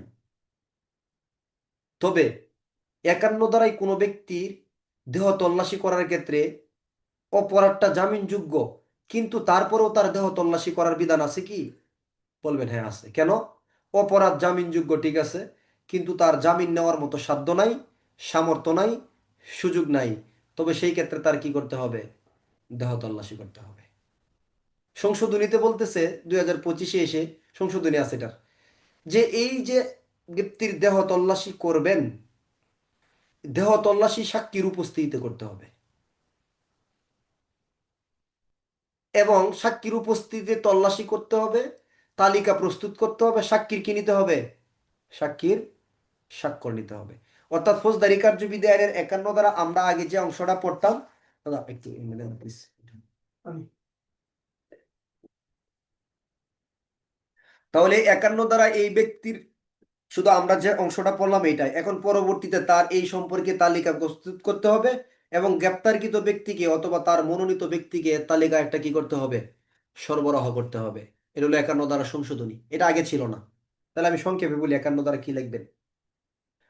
ফৌজদারি কার্যবিধি আইনের 51 ধারা মোতাবেক কোনো ব্যক্তিকে পরোয়ানায় বিনা পরোয়ানায় গ্রেপ্তার করা হোক, জনসাধারণ গ্রেপ্তার করে পুলিশের কাছে দেওয়া যাক, এই ব্যক্তির দেহ তল্লাশি করতে হবে এবং পরিধেয় বস্ত্র ব্যতীত অন্য যে মালামাল আছে এগুলা কি করতে হবে? হেফাজতে নিতে হবে। এখানেই শেষ নয়, আরেকটা কথা আছে। তবে এই ব্যক্তির যদি জামিনের ব্যবস্থা থাকে, তবে তার দেহ তল্লাশির প্রয়োজন নাই। তবে জামিনের ব্যবস্থা আছে, জামিন নিতে অসমর্থ, তবে তার দেহ তল্লাশি করতে হবে। ফৌজদারি কার্যবিধির 51 সাথে পুলিশ প্রবিধানের 322 বিধি ব্যবহার করব। কত? 322। আর আগের যে একটা প্রবিধান পড়ে আসছি, ফৌজদারি কার্যবিধির 50 ধারার সাথে পুলিশ প্রবিধানের 331 বিধি ব্যবহার করবো। লিখে রাখেন সবাই। ফৌজদারি কার্যবিধি আইনের 50 ধারার সাথে পিআরবি। হ্যাঁ, গরম তাই নাকি? ফৌজদারি কার্যবিধির 50-এর সাথে পুলিশ প্রবিধানের 331 বিধি ব্যবহার করব। ফৌজদারি কার্যবিধির 52 সাথে পিআরবি বা পুলিশ প্রবিধানের 322 বিধি কি করব? ব্যবহার করব। মনে থাকবে? আচ্ছা, এখন আরেকটা গুরুত্বপূর্ণ এমসিকিউ প্রশ্ন করব, এই প্রশ্নের উত্তর যারা দিবেন তারা পাস, বাকি যারা উত্তর দিতে পারবেন না তারা ফেল না, তবে ফাঁসও না, এরকম আর কি। ঠিক আছে। 51 ধারায় গ্রেপ্তারকৃত ব্যক্তির দেহ তল্লাশি করা হয়, এটা কোন ক্ষেত্রে প্রযোজ্য? মহিলার ক্ষেত্রে প্রযোজ্য নাকি পুরুষের ক্ষেত্রে প্রযোজ্য? মানে আসামি যদি মহিলা হয়, 51 ধারার দেহ তল্লাশি কি মহিলা আসামির ক্ষেত্রে প্রযোজ্য নাকি পুরুষের ক্ষেত্রে প্রযোজ্য? সঠিক উত্তর কি হবে বলেন? মহিলা না পুরুষ? আর 3 নম্বরে বললাম উভয় ক্ষেত্রে সঠিক। তাহলে 3 নম্বরে বললাম উভয় ক্ষেত্রে সঠিক। তাহলে আঙ্গুল যার 3টা উড়াইছেন সেটা সঠিক। 3টা আঙ্গুল যে উঠাইছেন তারা সঠিক আছেন, বাকিরা ভুল। বলবেন কেন? ফৌজদারি কার্যবিধির 51 ধারায় গ্রেপ্তারকৃত ব্যক্তির দেহ তল্লাশি হয়, হোক মহিলা হোক পুরুষ, কোনো সমস্যা নাই। তবে বলবেন যে 52 ধারায় যে বলছে মহিলা হলে মহিলার দ্বারা, 52 ধারা হলো মহিলার দেহ তল্লাশির নিয়ম। 51 ধারা আসামি মহিলা হোক আর পুরুষ হোক, তার দেহ তল্লাশি করতেই হবে। কিন্তু যদি এই আসামিটা মহিলা হয়, তাহলে অপর মহিলার দ্বারা তার তল্লাশি করাইতে হবে। এটার পদ্ধতি হলো 52 ধারা পুলিশ প্রবিধানের 328-এর বিধি, বা 322 28 দুইটাই দিতে পারবেন। তা 51 ধারা কিন্তু এখনো ক্লিয়ার হয় নাই। 51 ধারা আমরা কি পড়বো? গ্রেপ্তারকৃত ব্যক্তির কি করতে হবে? দেহ তল্লাশি করতে হবে। যদি তার জামিনের ব্যবস্থা থাকে, দেহ তল্লাশির প্রয়োজন নাই। কি করতে হবে? পরিধেয় বস্ত্র ব্যতীত অন্য মালামাল হেফাজতে নিতে হবে। পিআরবি কত? 322 বিধি, 322। এখন 51 হলো গ্রেপ্তারকৃত ব্যক্তি, মহিলা হতে পারে পুরুষ হতে পারে। এখন পুরুষেরটা পুরুষের মতোই তল্লাশি হবে, তবে যদি সেটা মহিলা হয়, তাহলে একজন মহিলার দ্বারা দেহ তল্লাশি করাইতে হবে। ধারা কত? 52 পুলিশ প্রবিধানের 322 এবং 328-এর বিধি ব্যবহার করতে পারেন।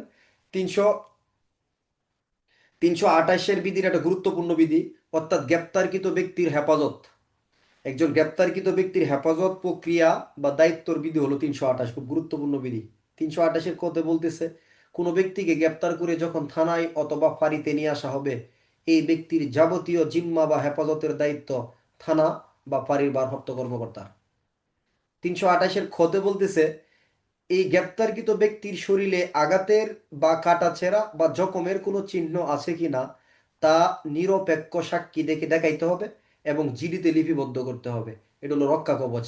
এটা একবার প্রশ্ন হয়েছে পুলিশ প্রবিধানের 328-এর ক্ষয়ের একটা টিকা আছে যে গ্রেপ্তারকৃত ব্যক্তি বিরুদ্ধে দুর্ব্যবহারের অভিযোগের বিরুদ্ধে পুলিশের করণীয় কি। তাহলে আপনি সুজন একজন আসামিকে গ্রেপ্তার করে নিয়ে আসছেন, বলবে আমাকে মেরে জখম রক্তাক্ত করে ফেলছে, এর বিরুদ্ধে আপনার করণীয় বা প্রতিকার কি? আপনাকে 328-এর ক্ষয়ের টিকাতে গিয়ে বলতেছে আপনি আগেই নিরপেক্ষ সাক্ষী ডাকেন, তাদের শরীর দেখান, পরীক্ষা করান, জিডিতে নোট দিয়ে রাখেন, তাহলে আপনার বিরুদ্ধে পরে আর কোনো অভিযোগ আনতে পারবে না। আচ্ছা, 328-এর গতে বলতেছে যদি এই আসামি কি হয়, মহিলা হয়, তাই না? এর অনেক কথা। তাহলে কি করতে হবে? আমি এত লম্বা করতে চাচ্ছি না এই জায়গাটা। তাহলে তার শালীনতার প্রতি দৃষ্টি রেখে কি করতে হবে? তল্লাশি করতে হবে। চুরি, শঙ্খ, হ্যাঁ, কাজ ইত্যাদি কি করা যাবে না, নেওয়া যাবে না। তাহলে এটার সাথে 352 মিল আছে একটু, এই জন্য আমরা 328 লিখবো বা 328-এর গ। আর 328-এর ঘতে বলতেছে হেফাজত থেকে আসামি পলায়ন করতে পারে বা আত্মহত্যা করতে পারে। এটা কিন্তু খুব একটা বিশাল বিষয়। আপনি হেফাজতে এমন কোনো জিনিস রাখবেন না যেটা আত্মহত্যা করে ফেলবে অথবা তালা ভেঙে বাড়িতে ভেঙে চলে যাবে, এমন কোনো জিনিস কি করা যাবে না, রাখা যাবে না। 328-এর ঘ বিধি। তাহলে এর সাথে মিল কোনটা? 328-এর গ বাদ দেন, একদম ডাইরেক্ট 328। তাহলে ফৌজদারি কার্যবিধির 52 সাথে পুলিশ প্রবিধানের কত? 328। তাহলে ফৌজদারি কার্যবিধি আইনের 51 ধারার সংশোধনীটা কি? 51 ধারাতে আগে এই কথাটা ছিল না। সাক্ষীর উপস্থিতিতে কি করতে হবে? তল্লাশি করতে হবে, প্রাপ্ত মালামালের তালিকা প্রস্তুত করতে হবে, তালিকার একটা কপি আসামি বা তার মনোনীত ব্যক্তিকে কি করতে হবে? প্রদান করতে হবে। ফৌজদারি কার্যবিধির পরবর্তী ধারা হলো 53 ধারা। 53 ধারায় বলতেছেন এই যে আমরা যে ব্যক্তিকে গ্রেপ্তার করলাম তার কাছে যদি কোনো আপত্তিকর, আর একটা অনুরোধ করবো আপনাদেরকে প্লিজ, আপনাদের যে ডেটে ক্লাস না থাকে, হ্যাঁ, পরবর্তী যে ডেটটা অন্য ব্যাচের ক্লাস থাকে, আপনারা যদি আমাকে ফোন দেন বা ফোনের কার্যক্রমটা যদি করেন, কারণ আমি খুব ব্যস্ততার ভিতরে দেখি, কারণ ম্যাক্সিমাম ফোন তো আপনাদের ছাত্রদের মধ্য থেকে আসে, মানে রাত্রে এই 8টা থেকে যে 10টার যে টাইমটা, এই টাইমে একটু চেষ্টা করবো আমাকে ফোন না দেওয়ার জন্য, বুঝছেন? কারণ আমি তো ধরতেও পারবো না, দেখা যাচ্ছে যে মাইন্ড সেট আপটা অন্যদিকে চলে যায়, এটা অনুরোধ করতেছি প্লিজ। আচ্ছা, আরেকটা বিষয়, না আচ্ছা এটা বলবো না আজকে। ফৌজদারি কার্যবিধি আইনের পরে, ফৌজদারি কার্যবিধি আইনের পরবর্তী ধারা হলো 53, আপত্তিকর, আক্রমণাত্মক বা মারাত্মক অস্ত্র। আপত্তিকর, আক্রমণাত্মক বা মারাত্মক অস্ত্র যাই হোক না কেন, কোথায় পাইছি আমরা? ওই যে 51 ধারায় দেহ তল্লাশি করে। তাহলে এটা আমরা হেফাজতে নিব। কি করব? হেফাজতে নিব। আসামিকে আমরা যে আদালতে পাঠাবো, এই অস্ত্রশস্ত্র তালিকা সহ সেই আদালতে কি করে দিব? প্রেরণ করে দিব। এটা অনেকে বলে আমরা কি এখানে জব্দ তালিকা লিখবো? হ্যাঁ, আপনি দিতে পারেন। আসামির কাছ থেকে যদি কিছু পান, যদি চোরাই মাল পান, যদি বেওয়ারি সম্পত্তি পান, দাবিদারবিহীন সম্পত্তি পান, পরোয়ানায় উল্লেখিত সম্পত্তি পান, পুলিশ অফিসার যাই হেফাজতে নিবে তাই পুলিশ প্রবিধানের 280, 280 বিধি মোতাবেক এবং বিপি ফরম নম্বর 44, বাংলাদেশ ফরম নম্বর 5276 মূলে একটা 3 কপি বিশিষ্ট সাক্ষীর স্বাক্ষর নিয়ে কি হবে? একটা সিজার লিস্ট বা জব্দ তালিকা হবে। নর্মালি এটা জব্দ তালিকায় হয় বা হওয়ার কথা, কিন্তু আপনি এটা ব্যাখ্যা করার দরকার নাই। 153 সাথে 280 দিলেও কোনো সমস্যা নাই, না দিলেও সমস্যা নাই। তাহলে 153 দ্বারা আলোচনাটা কি? যদি আপত্তিকর বা আক্রমণাত্মক অস্ত্রশস্ত্র পাওয়া যায়, তাহলে কি করতে হবে? তালিকা প্রস্তুত করব, আসামিকে যে আদালতে পাঠাবো অস্ত্রশস্ত্রগুলো আসামির বাড়িতে পাঠিয়ে দিব, অস্ত্রশস্ত্রগুলো থানায় রেখে দিব, নাকি আসামিকে যে আদালতে পাঠাইছি সে আদালতে পাঠাবো, সে আদালতে প্রেরণ করব? এতক্ষণ যেগুলো পড়ছি এগুলো কোনো পড়া না, এখন হলো মূল পড়া ফৌজদারি কার্যবিধির 54 ধারা। নিতে পারবেন, সংশোধনী আছে, লম্বা আলোচনা কিন্তু, ঠিক আছে? ফৌজদারি কার্যবিধির 54 ধারা, আগে ছিল সিপসো ধারা। সিপসো ধারা cognizable offence, instrument or employment for house breaking, proclaim offender ঘোষিত অপরাধী, স্টোলেন প্রপার্টি, মানে 9টা শব্দ মনে রাখলে হয়তো। সিপসো ই ইতে হলো এক্সট্রাডিশনাল অফেন্স। সিপসো ডি ডিজার্টার অফ আর্ম ফোর্সেস। সিপসো ডি আর তারপরে হলো রিলিজ কনভিক্ট। সিপসো ডি আর এ। আচ্ছা, এরপরে হলো আপনার সিপসো CIPSOD ই। ইতে হলো এক্সট্রাডিশনাল অফেন্স। আর আর তো হলো রিলিজ কনভিক্ট। এতে হলো arrest requestment of others police station. অর্থাৎ 9টা ক্ষেত্রে ফৌজদারি কার্যবিধির 54 ধারায় কি করতে পারতো? পুলিশ অফিসার বিনা পরোয়ানায় গ্রেপ্তার করতে পারতো। এই সংশোধনী অধ্যাদেশে এসে আমাদের ক্ষমতা বাড়ছে না কমছে? ক্ষমতার ক্ষেত্র বেড়ে গেছে। টেকনিক্যালি ক্ষমায় কমায় দিছে, কিন্তু ক্ষেত্র বেড়ে গেছে। ফৌজদারি কার্যবিধির 54 ধারায় এখন পুলিশ অফিসার বিনা পরোয়ানায় গ্রেপ্তার করার ক্ষেত্র হয়ে গেছে 11টা। কয়টা? 11টা। আগে ছিল কয়টা? 9টা। এখন কয়টা পড়বো? 11টা পড়বো। মজার বিষয় হচ্ছে কি, যদি কারো আগে ফৌজদারি কার্যবিধির 54 ধারা পড়া থাকে বা কোনোদিন দেখে থাকেন, তাদের জন্য একটা প্লাস পয়েন্ট আছে কি জানেন? ফৌজদারি কার্যবিধি আইনের 54-র যে 2, মানে আমি আগে কঠিনটাকে সহজ করে দিই, পরে পড়াটা সহজ হবে। 54-র যে 2 উপধারা, কত উপধারা? 2। 2 এখন চলে যাবে 4-এ। 2 কততে চলে যাবে? 4-এ।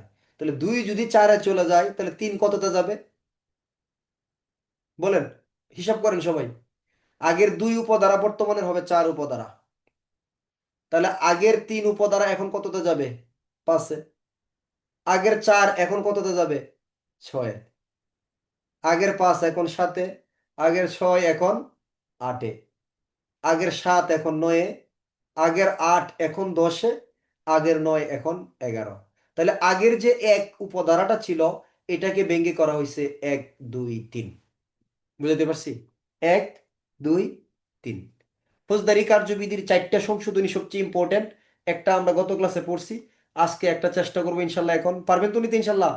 খুব সহজ কিন্তু। পারবেন না? পারতে হবে ইনশাল্লাহ, কষ্ট করতে হবে। আপনারা ইতিমধ্যে 3 মাস পিছায় আছেন আগের ব্যাচের চাইতে। ওদের দণ্ডবিধি শুরু হবে, সাক্ষ্য আইন ফৌজদারি শেষ, দণ্ডবিধি শুরু করতে যাচ্ছি। অতএব তাহলে ওনাদের চাইতে 3 মাসের বেশি সময় পিছায় আছেন আপনারা, এটা মাথায় রাখতে হবে কিন্তু। ফৌজদারি কার্যবিধি আইনের 54 ধারা, এটা পুলিশ অফিসারের, বাংলাদেশ পুলিশের সবচাইতে শক্তিশালী ধারা হলো ফৌজদারি কার্যবিধির 54 ধারা। বুঝছেন? এই 54 ধারা এমন এক ধারা, এই ধারার মাধ্যমে মানে গ্রেপ্তার করা যায় না এমন ব্যক্তি খুঁজে পাওয়া যাবে না। মোটামুটি সবাইকে আপনি গ্রেপ্তার করতে পারবেন যদি ভালো করে ধারাটা বুঝেন আর কি। এরকম সিস্টেম দেয়া আছে। তাহলে ফৌজদারি কার্যবিধি আইনের সংশোধনী অধ্যাদেশের বিধান অনুসারে কয়টা ক্ষেত্রে পুলিশ অফিসার বিনা পরোয়ানায় গ্রেপ্তার করতে পারে? কয়টা যদি বর্তমানে বলা হয়? 11টা। আচ্ছা, এখানে মতভেদ আছে। যেমন আমরা 54-এর 1, এক উপধারার প্রথমত, দ্বিতীয়ত, তৃতীয়ত, এগুলো আমাদের কিচ্ছা কাহিনী বলার সময় নাই এখন। কেন? যে এক উপধারা, আবার প্রথমত, দ্বিতীয়ত, এগুলা কোনো কিছুই না আসলে। আপনি 54-এর 1 2 3 4 5 6 7 8 9 10 11 লিখে যান, আপনাকে কেউ এগুলো কেটে দিবে না, কোনো সমস্যা হবে না। এখন যদি বলেন 54-এর 1-এর প্রথমত, 1-এর দ্বিতীয়ত, তারপরে 1-এর তৃতীয়ত, এগুলো কিছুদিন গেলে আপনি নিজে বুঝতে পারবেন যে আমি কি করব, কি করব না। তাহলে এখন আমরা শুধু আইনগুলো জানি, প্রসেসগুলো জানার জন্য আরো সময় আছে সামনে। আমি একদম যে সংশোধনী আছে এই জায়গাটাকে আপনাকে একদম মূল বুলেট পয়েন্ট, বুলেট অংশগুলো আপনাকে বলবো যে আপনি 54 ধারাটা এইভাবে পড়বেন। এরপরে কয়েকজন বলবেন, বলে আজকে আমাদের ক্লাস শেষ ইনশাল্লাহ। ঠিক আছে? ফৌজদারি কার্যবিধি আইনের 54 ধারা পুলিশ অফিসার বিনা পরোয়ানায় গ্রেপ্তার করতে পারে নাকি পারে না? উত্তর হলো পারে। তাহলে বিনা পরোয়ানায় গ্রেপ্তার করতে পারে মানে কার অনুমতি ছাড়া? ম্যাজিস্ট্রেটের অনুমতি ছাড়াই গ্রেপ্তার করতে পারে। তাহলে আমরা কি এখন প্রথমত এই ঝামেলায় থাকবো না 1 2 হিসেবে পড়ে যাব? 1 2 হিসেবে পড়ে যাব, ঠিক আছে? পরে মিলাবো। তাহলে 54-এর 1-এ হলো পুলিশ অফিসার এমন কোনো ব্যক্তিকে গ্রেপ্তার করতে পারেন যদি সেই অপরাধটা এমন অপরাধ হয়, আমলযোগ্য অপরাধ হয়, এবং যদি এটা পুলিশের উপস্থিতিতে সংগঠন করে।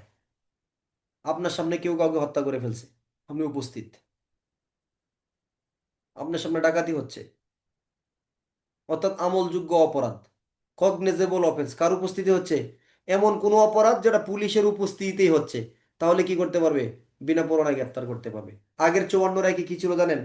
আমলযোগ্য অপরাধের সাথে জড়িত, আমলযোগ্য অপরাধে অভিযুক্ত, আমলযোগ্য অপরাধের যুক্তিসঙ্গত কোনো সংবাদ অথবা বিশ্বাসযোগ্য আমলযোগ্য অপরাধের সাথে অভিযুক্ত জড়িত কোনো বিশ্বাসযোগ্য কোনো খবর অথবা যুক্তিসঙ্গত সন্দেহ। চারটা কারণ ছিল আগে। তাহলে এখন এক নম্বরে কি এগুলো আছে? নাই। কি আছে? শুধু আপনার চোখের সামনেই যদি কেউ আমলযোগ্য অপরাধ করে। আমলযোগ্য অপরাধ মানে কি? যেটা বিনা প্রমাণে গ্রেপ্তার করা যায়, তফসিলে বলা আছে। এটা হলো প্রথম বা এক নাম্বার। দুই নাম্বার,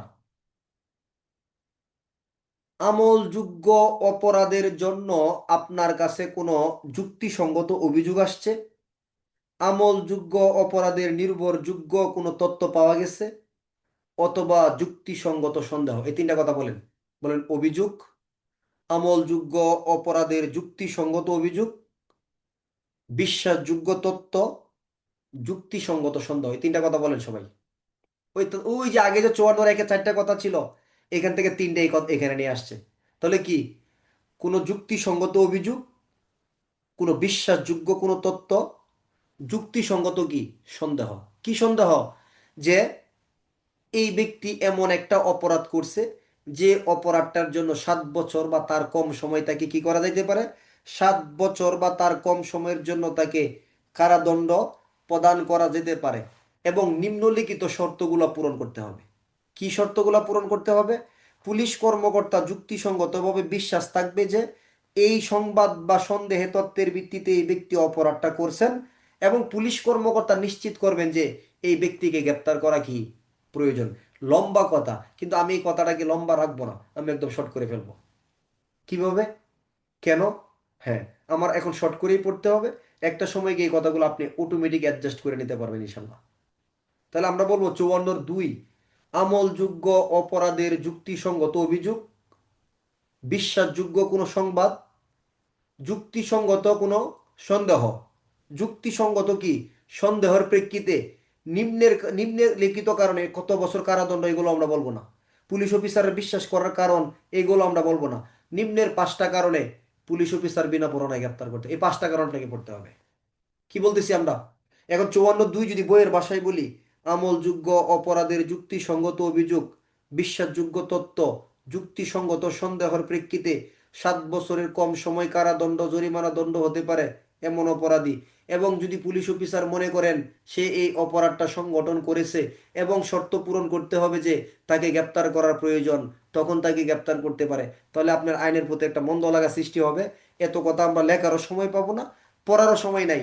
তাহলে সহজ কথা হলো, আমলযোগ্য অপরাধের অভিযোগ, বিশ্বাসযোগ্য সংবাদ, যুক্তিসঙ্গত সন্দেহের জন্য পুলিশ অফিসার নিম্নের 5টা কারণে গ্রেপ্তার করতে পারে। 1 নাম্বার কারণ, এই ব্যক্তিকে অন্য কোনো অপরাধ থেকে বিরত রাখার জন্য বা প্রতিরোধমূলক কারণে। মানে আমি যদি তাকে গ্রেপ্তার না করি, তিনটা বিষয় আগে বোঝার চেষ্টা করেন। কি আসছে? আমলযোগ্য অপরাধের অভিযোগ আইছে, তা নাই, যুক্তিসঙ্গত সন্দেহ হইছে, অথবা বিশ্বাসযোগ্য কোনো কি আছে, তথ্য আছে। তাহলে এই তিনটার প্রেক্ষিতে কি আমি গ্রেপ্তার করতে পারবো, নাকি আগে কিছু শর্ত লাগবে? শর্ত লাগবে কয়টা? 5টা। যে এই ব্যক্তিকে আমি যদি গ্রেপ্তার না করি অন্য অপরাধের সাথে জড়ায়া যাবে, অর্থাৎ প্রতিরোধের জন্য। 2 নাম্বার, মামলা সুষ্ঠু সঠিকভাবে তদন্ত করার জন্য। 3 নাম্বার, এই ব্যক্তি যেন মামলার কোনো সাক্ষ্য প্রমাণ আলামত ধ্বংস করতে না পারে সেজন্য। 4 নাম্বার, মামলার ঘটনা সম্পর্কে জানে অবগত আছে এমন কোনো ব্যক্তিকে যেন ভয়ভীতি হুমকি দেখাইতে না পারে। 5 নাম্বার, এটা অনেক কথা, আমি আপনাকে ক্লাস সহজ করার জন্য বলে দিচ্ছি, যে আদালতে বিচারিক কার্যক্রমে তাকে হাজির বা উপস্থিত করার লক্ষ্যে। এখানে অনেক কথা আছে, আমি শর্ট করে দিচ্ছি, পরে ব্যাখ্যা করব। কি করার জন্য? যে বিচারিক কার্যক্রমে তাকে আদালতে উপস্থিত করার লক্ষ্যে। তাহলে শর্ত কয়টা? 5টা। কারণ কয়টা? 3টা। বলেন, শর্ত কয়টা? 5টা। কারণ কয়টা? 3টা। কারণ কি? আমলযোগ্য অপরাধের অভিযোগ, অপরাধের তথ্য, বিশ্বাসযোগ্য সন্দেহ। এই তিনটা হলো কি কারণ, কেন আমি গ্রেপ্তার করে ফেলছি। বা তিনটা ধরেন শর্ত। কারণ কি? ধরেন এই 5টা, যেন অন্য অপরাধ করতে না পারে, সঠিকভাবে মামলা তদন্ত যেন করতে পারি। মানে আমি যদি তাকে গ্রেপ্তার না করি অপরাধ করতেই থাকবে, এই জন্য গ্রেপ্তার করে ফেলছি। মানে শর্ত দিয়ে দিছে। 2 নাম্বার, তারে গ্রেপ্তার না করলে আমি মামলা সঠিকভাবে তদন্ত করতে পারবো না, এটা বলাবো কিন্তু আমি আপনাকে। 3 নাম্বার, সেও কি করবে? মামলার সাক্ষ্য প্রমাণ আলামত নষ্ট করে ফেলবে। 4 নাম্বার, এলাকার এই ঘটনা সম্পর্কে জানে সাক্ষী যারা আছে এদেরকে ভয়ভীতি দেখাইতে থাকবে। 5 নাম্বার, যখন আদালত তারা চাইবে আমি তারা হাজির করতে পারবো না, আদালতে হাজির করার প্রয়োজনে। কথা সহজ না? একদম সহজ। তাহলে এই 5টা কথা কি বলতে পারবেন? বলেন সবাই 5টা কথা। আমি আবার বলতেছি। অপরাধ প্রতিরোধের জন্য, সুষ্ঠু সুন্দর তদন্তের জন্য, সাক্ষ্য প্রমাণ যেন ধ্বংস করতে না পারে সেজন্য, অন্য কোনো ব্যক্তিদের ভয়ভীতি দেখাইতে না পারে সেজন্য, বিচার কার্যক্রমে আদালতে হাজির করার জন্য। কি করব? অভিযোগ হইলে, সন্দেহ হইলে, তথ্য পাইলে গ্রেপ্তার করে ফেলবো 54(2) দ্বারা। কে কে পারবেন এই 5টা কথা বলতে? হাত তুলেন, সবাই হাত উঠান। পারলেও হাত উঠান, নাও পারলেও হাত উঠান। আল্লাহ সহজ করে দিবেন ইনশাল্লাহ। কবে যে আমার এই বান্দা না পারে হাত উঠাইছে, আমি তার জন্য সহজ করে দিলাম। দেখবেন আপনি এখন পারতেছেন। একটু স্পিড থাকতে হবে ভাই। পড়াশোনা করার জন্য আপনার স্পিড থাকতে হবে, একটা ভালো মন মানসিকতা থাকতে হবে, এবং আপনি একটা এনার্জেটিক মুড নিয়ে থাকতে হবে। আপনি ক্লাসে বসে ঘুমায় যাচ্ছেন, আগে একটু চা খায় বসবেন ক্লাসে। ঠিক আছে? একটু পুষ্টিকর খাবার খাবেন, একটু বাদাম খেজুর এগুলো খাবেন। ঠিক আছে? পড়াশোনা করার জন্য এগুলোর প্রয়োজন আছে। মাশাআল্লাহ, সবাই হাত উঠাইছে, খুব সুন্দর লাগতেছে। আচ্ছা, এরপরে আসেন ফৌজদারি কার্যবিধি আইনের। তাহলে আমরা 2 নম্বরটা পড়লাম। 2 নম্বরটা পড়ছি কিন্তু। তাহলে আবার বলি 54(2) আমরা কি পড়বো? আমলযোগ্য অপরাধের অভিযোগ, বিশ্বাসযোগ্য কোনো অভিযোগ বা বিশ্বাসযোগ্য কোনো সংবাদ, অথবা যুক্তিসঙ্গতভাবে কি সন্দেহ হয়েছে, তাহলে কি আমরা নর্মাল গ্রেপ্তার করতে পারবো? বলবেই আপনি অভিযোগ আইলে গ্রেপ্তার করে ফেলবেন, তথ্য পাইলে গ্রেপ্তার করে ফেলবেন, আর সন্দেহ হয়েছে জন্য গ্রেপ্তার করে ফেলবেন, আপনারা ধরে ফেলবে। তখন আপনি কি বলবেন? আপনি 5টা কারণ দেখাবেন যে স্যার কালে আমরা অভিযোগেই গ্রেপ্তার করি নাই, সংবাদেই করি নাই, সন্দেহই করি নাই। কেন করছেন? স্যার অপরাধ প্রতিরোধের জন্য, সঠিকভাবে তদন্তের জন্য, সে যেন সাক্ষ্য প্রমাণ নষ্ট করতে না পারে সেজন্য, এবং সে যেন কাউকে ভয়ভীতি দেখাইতে না পারে সেজন্য, বিচার কার্যক্রমে আপনার সামনে হাজির করতে হবে সেই জন্য। বুঝাইতে পারছি? তাহলে খালাস। তাহলে পুলিশের কি দায় মুক্তি হয়ে গেল। ফৌজদারি কার্যবিধি আইনের 54 কয় নাম্বারটা চলে গেল? 2 নাম্বার। 3 নাম্বার, কষ্ট হচ্ছে আপনাদের? কষ্ট হচ্ছে? খুব বেশি সময় তো ক্লাস হয় নাই, 1 ঘন্টা 15 মিনিট মনে হয়েছে ক্লাস। আচ্ছা, ফৌজদারি কার্যবিধি আইনের, যাদের একটা কথা বলি, ক্লাস চলমান সময় অনেক খারাপ লাগতেছে হয়তো, ডিউটি করে আসছেন, কিছুই মাথায় ঢুকতেছে না, কখনোই ক্লাসে বসে থাকবেন না, চুপচাপ করে বের হয়ে যাবেন। যখন রিল্যাক্স লাগবে পরে রেকর্ড শুনবেন। এটার অসুবিধাটা কি হবে? আপনি জোর করে ক্লাস করতেছেন, আপনার ব্রেনের করতে হবে, আমার প্রতি একটা বিরক্তি লাগা সৃষ্টি হবে। কালকে কিন্তু আমার ক্লাসে আর আপনার জয়েন করতে মন চাইবে না, মানে আমাকে দেখলে রাগ উঠবে আপনার। কারণ কেন? ওই যেটা খারাপ মুড নিয়ে ক্লাস করতেছেন যে, এর বাধ্যবাধকতা না। আপনি আজকের পর আজকে না পড়লেও কোনো অসুবিধা নেই, কালকে পড়তে পারবেন। জীবনে সবকিছু বাদ দিয়ে দিতে হবে পড়ার জন্য, এরকমটা না। কিন্তু আপনি মাথায় রাখেন যে আমি একজন ছাত্র, আমার পদোন্নতি লাগবে, আমি আমার মতো ঠিকই পড়া কমপ্লিট করে নিব। এটা আপনি টেকনিক্যালি পড়েন। আপনার রাতে 3টার সময় ওঠার অভ্যাস আছে, ওইটা 1 ঘন্টা পরে ঘুমায় যান, কেউ দেখবে না। বলে, ব্যাপারটা কি রে, পরে কখন, সবই তো দেখি জানে। আপনার যে টেকনিক মন চায় সেই টেকনিক অবলম্বন করবেন। বুঝেন নাই? এরকম। আর আপনাকে পড়ার জন্য যদি কেউ বলে যে সারাদিন পরে পাগল হয়ে গেছে, এগুলো মাথায় নিবেন না। কোনো সমালোচনায় আপনাকে দামায় রাখতে পারবে না। আর যদি মনে করেন যে সমালোচনা আপনার বিরুদ্ধে শুরু হয়ে গেছে পড়াশোনা নিয়ে, তাহলে মনে করবেন যে আপনার সফলতার দরজাগুলো খুলে গেছে। যে যত বেশি সমালোচনার পাত্র, সে জীবনে তত বেশি সফল। কথা বুঝাতে পারছি? আপনাকে নিয়ে যদি আরেকজন সমালোচনা করে, মনে করবেন যে আপনি সফলতার দ্বার প্রান্তে চলে যাচ্ছেন ইনশাল্লাহ।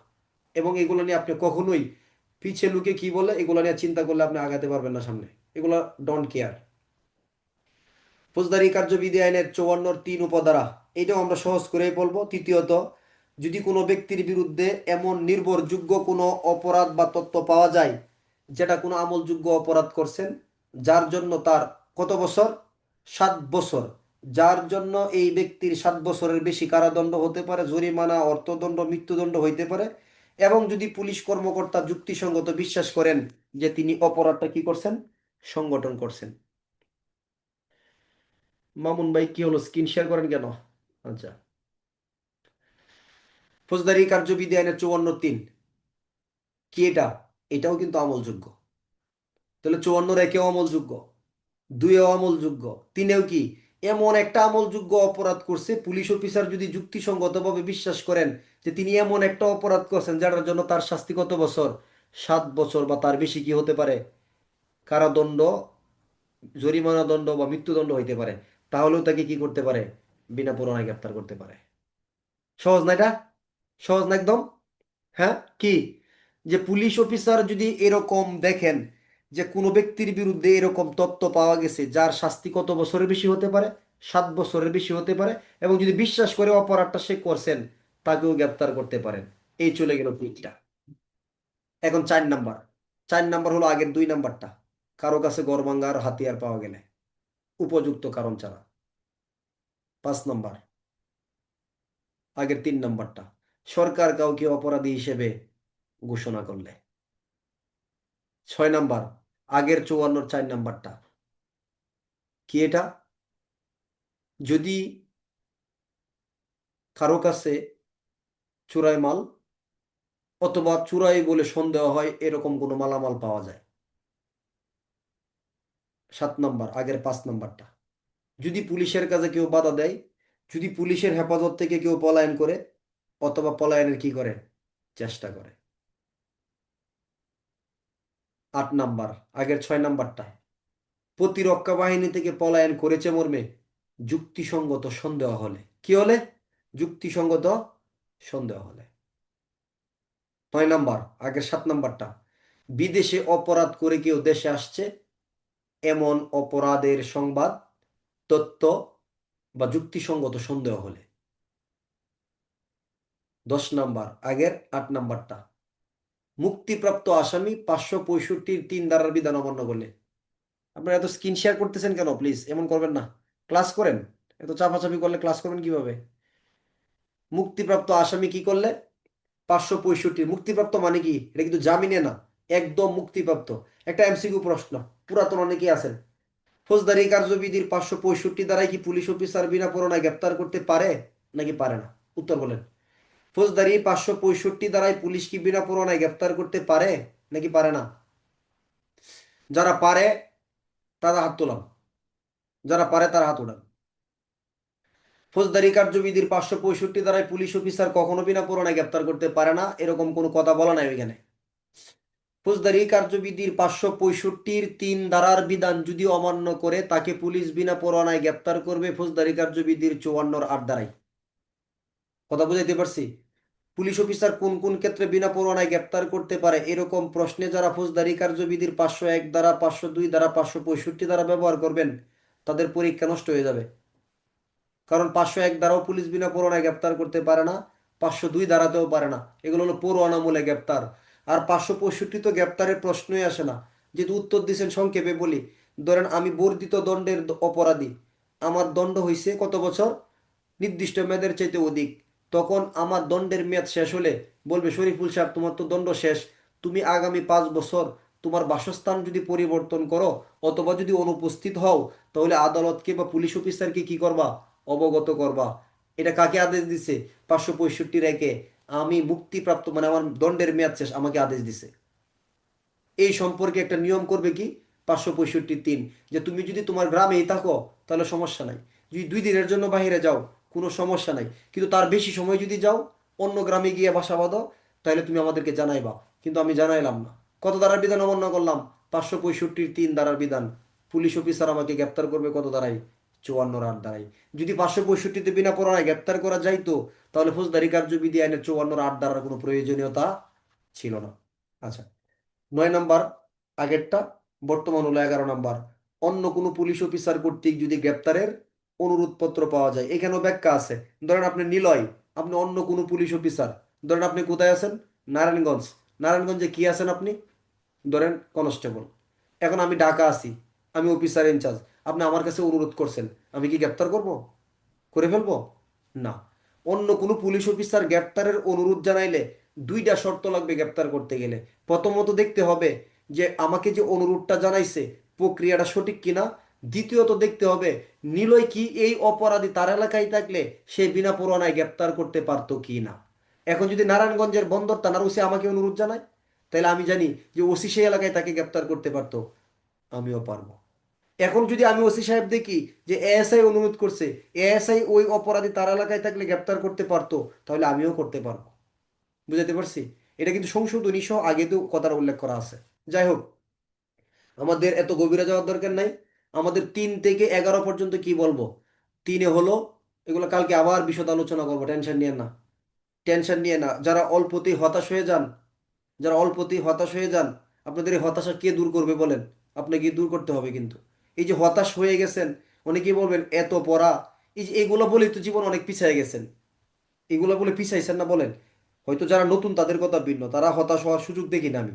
উদীয়মান যারা 20 সাল বা 16 সাল পরবর্তী সময় যারা আসতেছে, এতে প্রচুর আগ্রহী, মানে এটা আপনারা কল্পনাও করতে পারবেন না যে কতটা আগ্রহী পড়ার জন্য।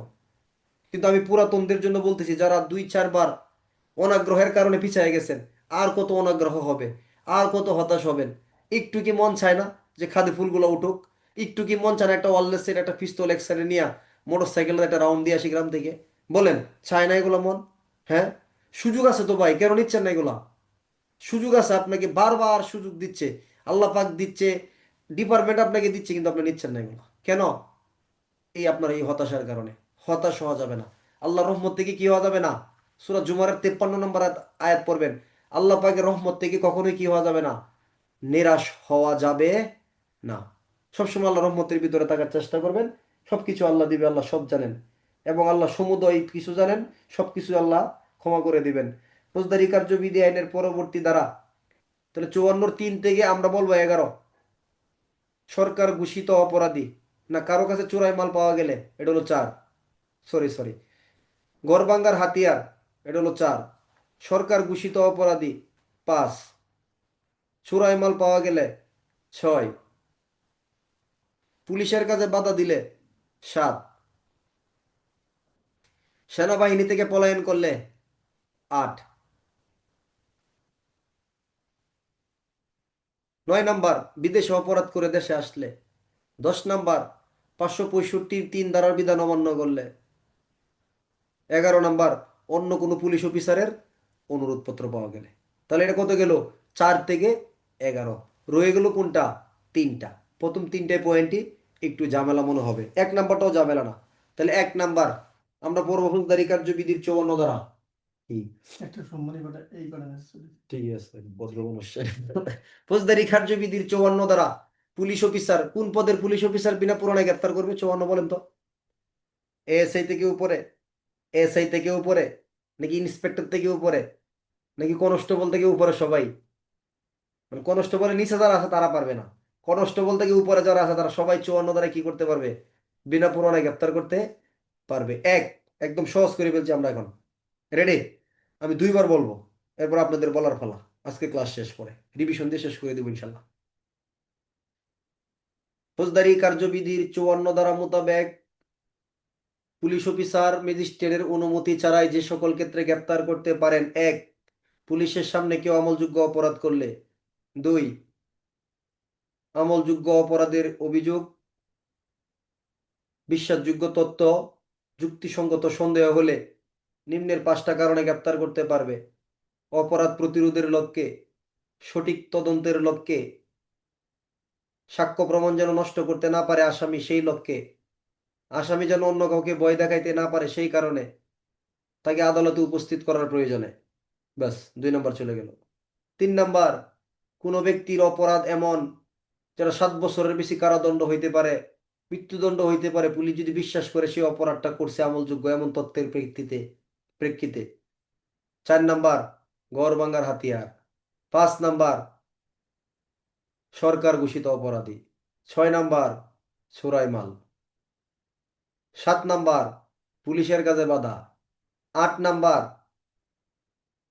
সেনাবাহিনী থেকে পলায়ন করছে এরকম, নাকি সন্দেহ হইলেই হবে? যুক্তিসঙ্গত সন্দেহ হইলেই হবে, পলায়ন করছে এটা কোনো কোনো গ্যারেন্টি নাই। আপনার কাছে মনে হয়েছে এমনও পলায় চলে আসে, গ্রেপ্তার করে ফেলবেন, পরেরটা পরে দেখা যাবে, মানে আইন এরকম বলছে আর কি। ঠিক আছে, তুমি সন্দেহটা কি হইতে হবে? যুক্তিসঙ্গত।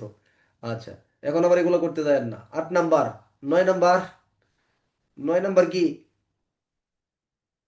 আগের 7, বিদেশে অপরাধ করে দেশে আসছে।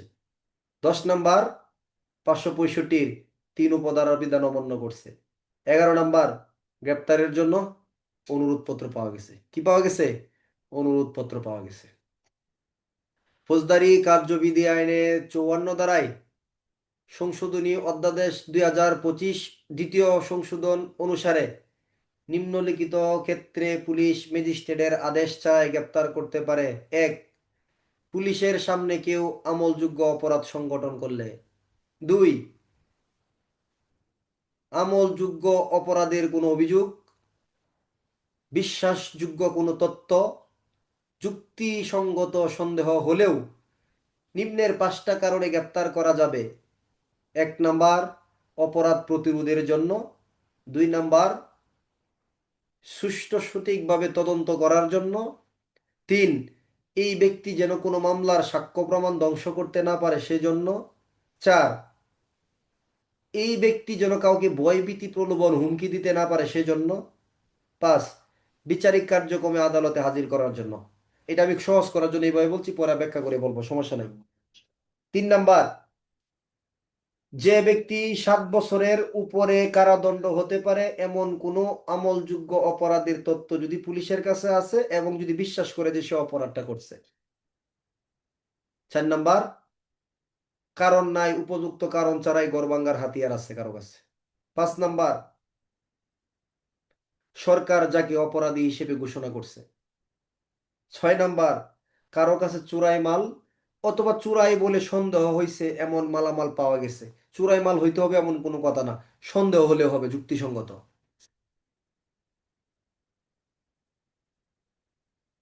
7 নাম্বার, পুলিশের কাছে বাধা দিছে, পুলিশের হেফাজত থেকে পলায়ন অথবা পলায়নের চেষ্টা করছে। 8 নাম্বার, সেনাবাহিনী বা প্রতিরক্ষা বাহিনী থেকে পলায়ন করেছে মর্মে যুক্তিসঙ্গত সন্দেহ হলে, তাই না? 9 নাম্বার, বিদেশে অপরাধ করছে, এটা দেশে করলে অপরাধ হইতো, এটা পুলিশ জানতে পারছে, সন্দেহ করছে বা এরকম অভিযোগ আসছে।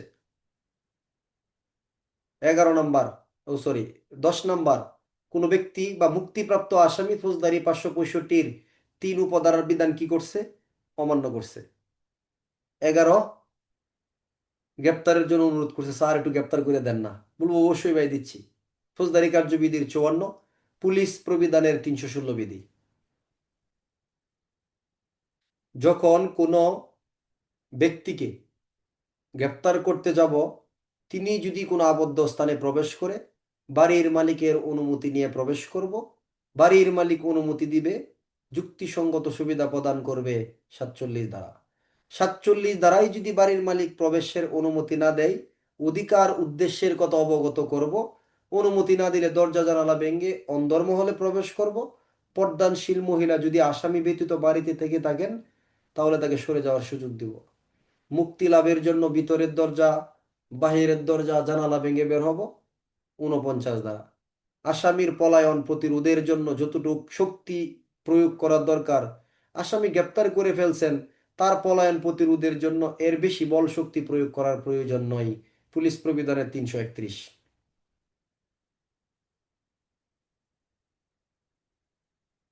গ্রেপ্তারকৃত ব্যক্তির দেহ তল্লাশি করতে হবে। কোনো ব্যক্তিকে এমন পরোয়ানা অনুসারে গ্রেপ্তার করা হয়েছে যেখানে জামিনের ব্যবস্থা নাই, অথবা জামিনের ব্যবস্থা থাকা সত্ত্বেও তিনি জামিন নিতে অসমর্থ, অথবা কোনো ব্যক্তিকে বিনা পরোয়ানায় গ্রেপ্তার করা হলে, অথবা পুলিশ অফিসারের কাছে গ্রেপ্তার করে কোনো জনসাধারণ দিয়ে গেলে তার পরিধেয় বস্ত্র ব্যতীত দেহ তল্লাশি করে অন্য মালামাল হেফাজতে নিতে হবে। তালিকা প্রস্তুত করে দিতে হবে প্রবিধানের 322। সংশোধনী অনুসারে সাক্ষীর উপস্থিতিতে তালিকা প্রস্তুত করতে হবে এবং স্বাক্ষর নিতে হবে। আসামি বা তার মনোনীত ব্যক্তিকে তালিকা প্রদান করতে হবে। আর যদি আসামি মহিলা হয় তাহলে অবশ্যই মহিলার দ্বারাই তার দেহ তল্লাশি করাইতে হবে।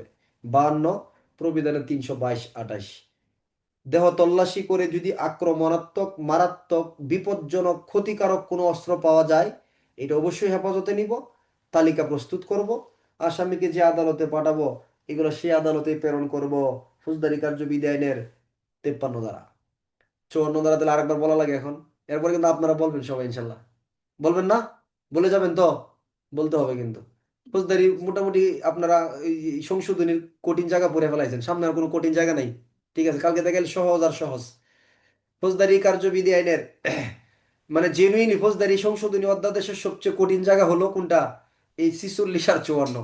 যদি মনে করেন এইগুলো আপনার বোঝা সম্ভব, তাহলে বাকি আইনের ইতিহাসে আর কঠিন বলে আর কোনো শব্দ থাকবে না আপনার জন্য। বুঝছেন? আচ্ছা, এগুলো এত পেঁচানো।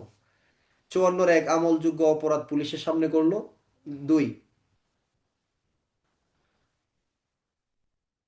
আমলযোগ্য অপরাধের অভিযোগ, আমলযোগ্য অপরাধের বিশ্বাসযোগ্য সংবাদ বা তথ্য, যুক্তিসঙ্গত সন্দেহ, যেটা 7 বছরের কম সময় শাস্তি হতে পারে এমন ক্ষেত্রে, এবং যদি পুলিশ অফিসার বিশ্বাস করেন যে অপরাধটা সংগঠন করছে। এবং এই 5টা ক্ষেত্রে কি কি? 5টা ক্ষেত্র বলেন তো সবাই, কি কি? আমি একটু আগে টান দিয়ে আসছি রিভিশনটা, যাতে আপনি ভুলে যান। যদি মনে করেন এতক্ষণ বলার পর আপনি ভুলেন নাই, তাহলে আপনি একটা বুলেট। তাহলে কি আপনি একটা বুলেট আপনার দ্বারাই হবে ইনশাল্লাহ। এই 5টা পয়েন্ট যারা বলতে পারবেন এখন, এই এত অন্য আলোচনা করে আসার পরে, তাহলে সে আসলে খুব ব্রিলিয়ান্ট স্টুডেন্ট। তারপরে যদি আপনি মনে করেন যে আমার মনে থাকে না, তাহলে আপনি ভুল ধারণা এটা আপনার। আপনি জানেন না আসলে যে আপনি এত ব্রিলিয়ান্ট। এমসিকিউ শিখিয়েছি সবাইকে ডাউনলোড করে। ওকে, বলা শেষ সবার? পারছেন? বলছেন? কবির হোসেন ভাই বলছেন? আশিক ভাই বলছেন আপনি? 5টা?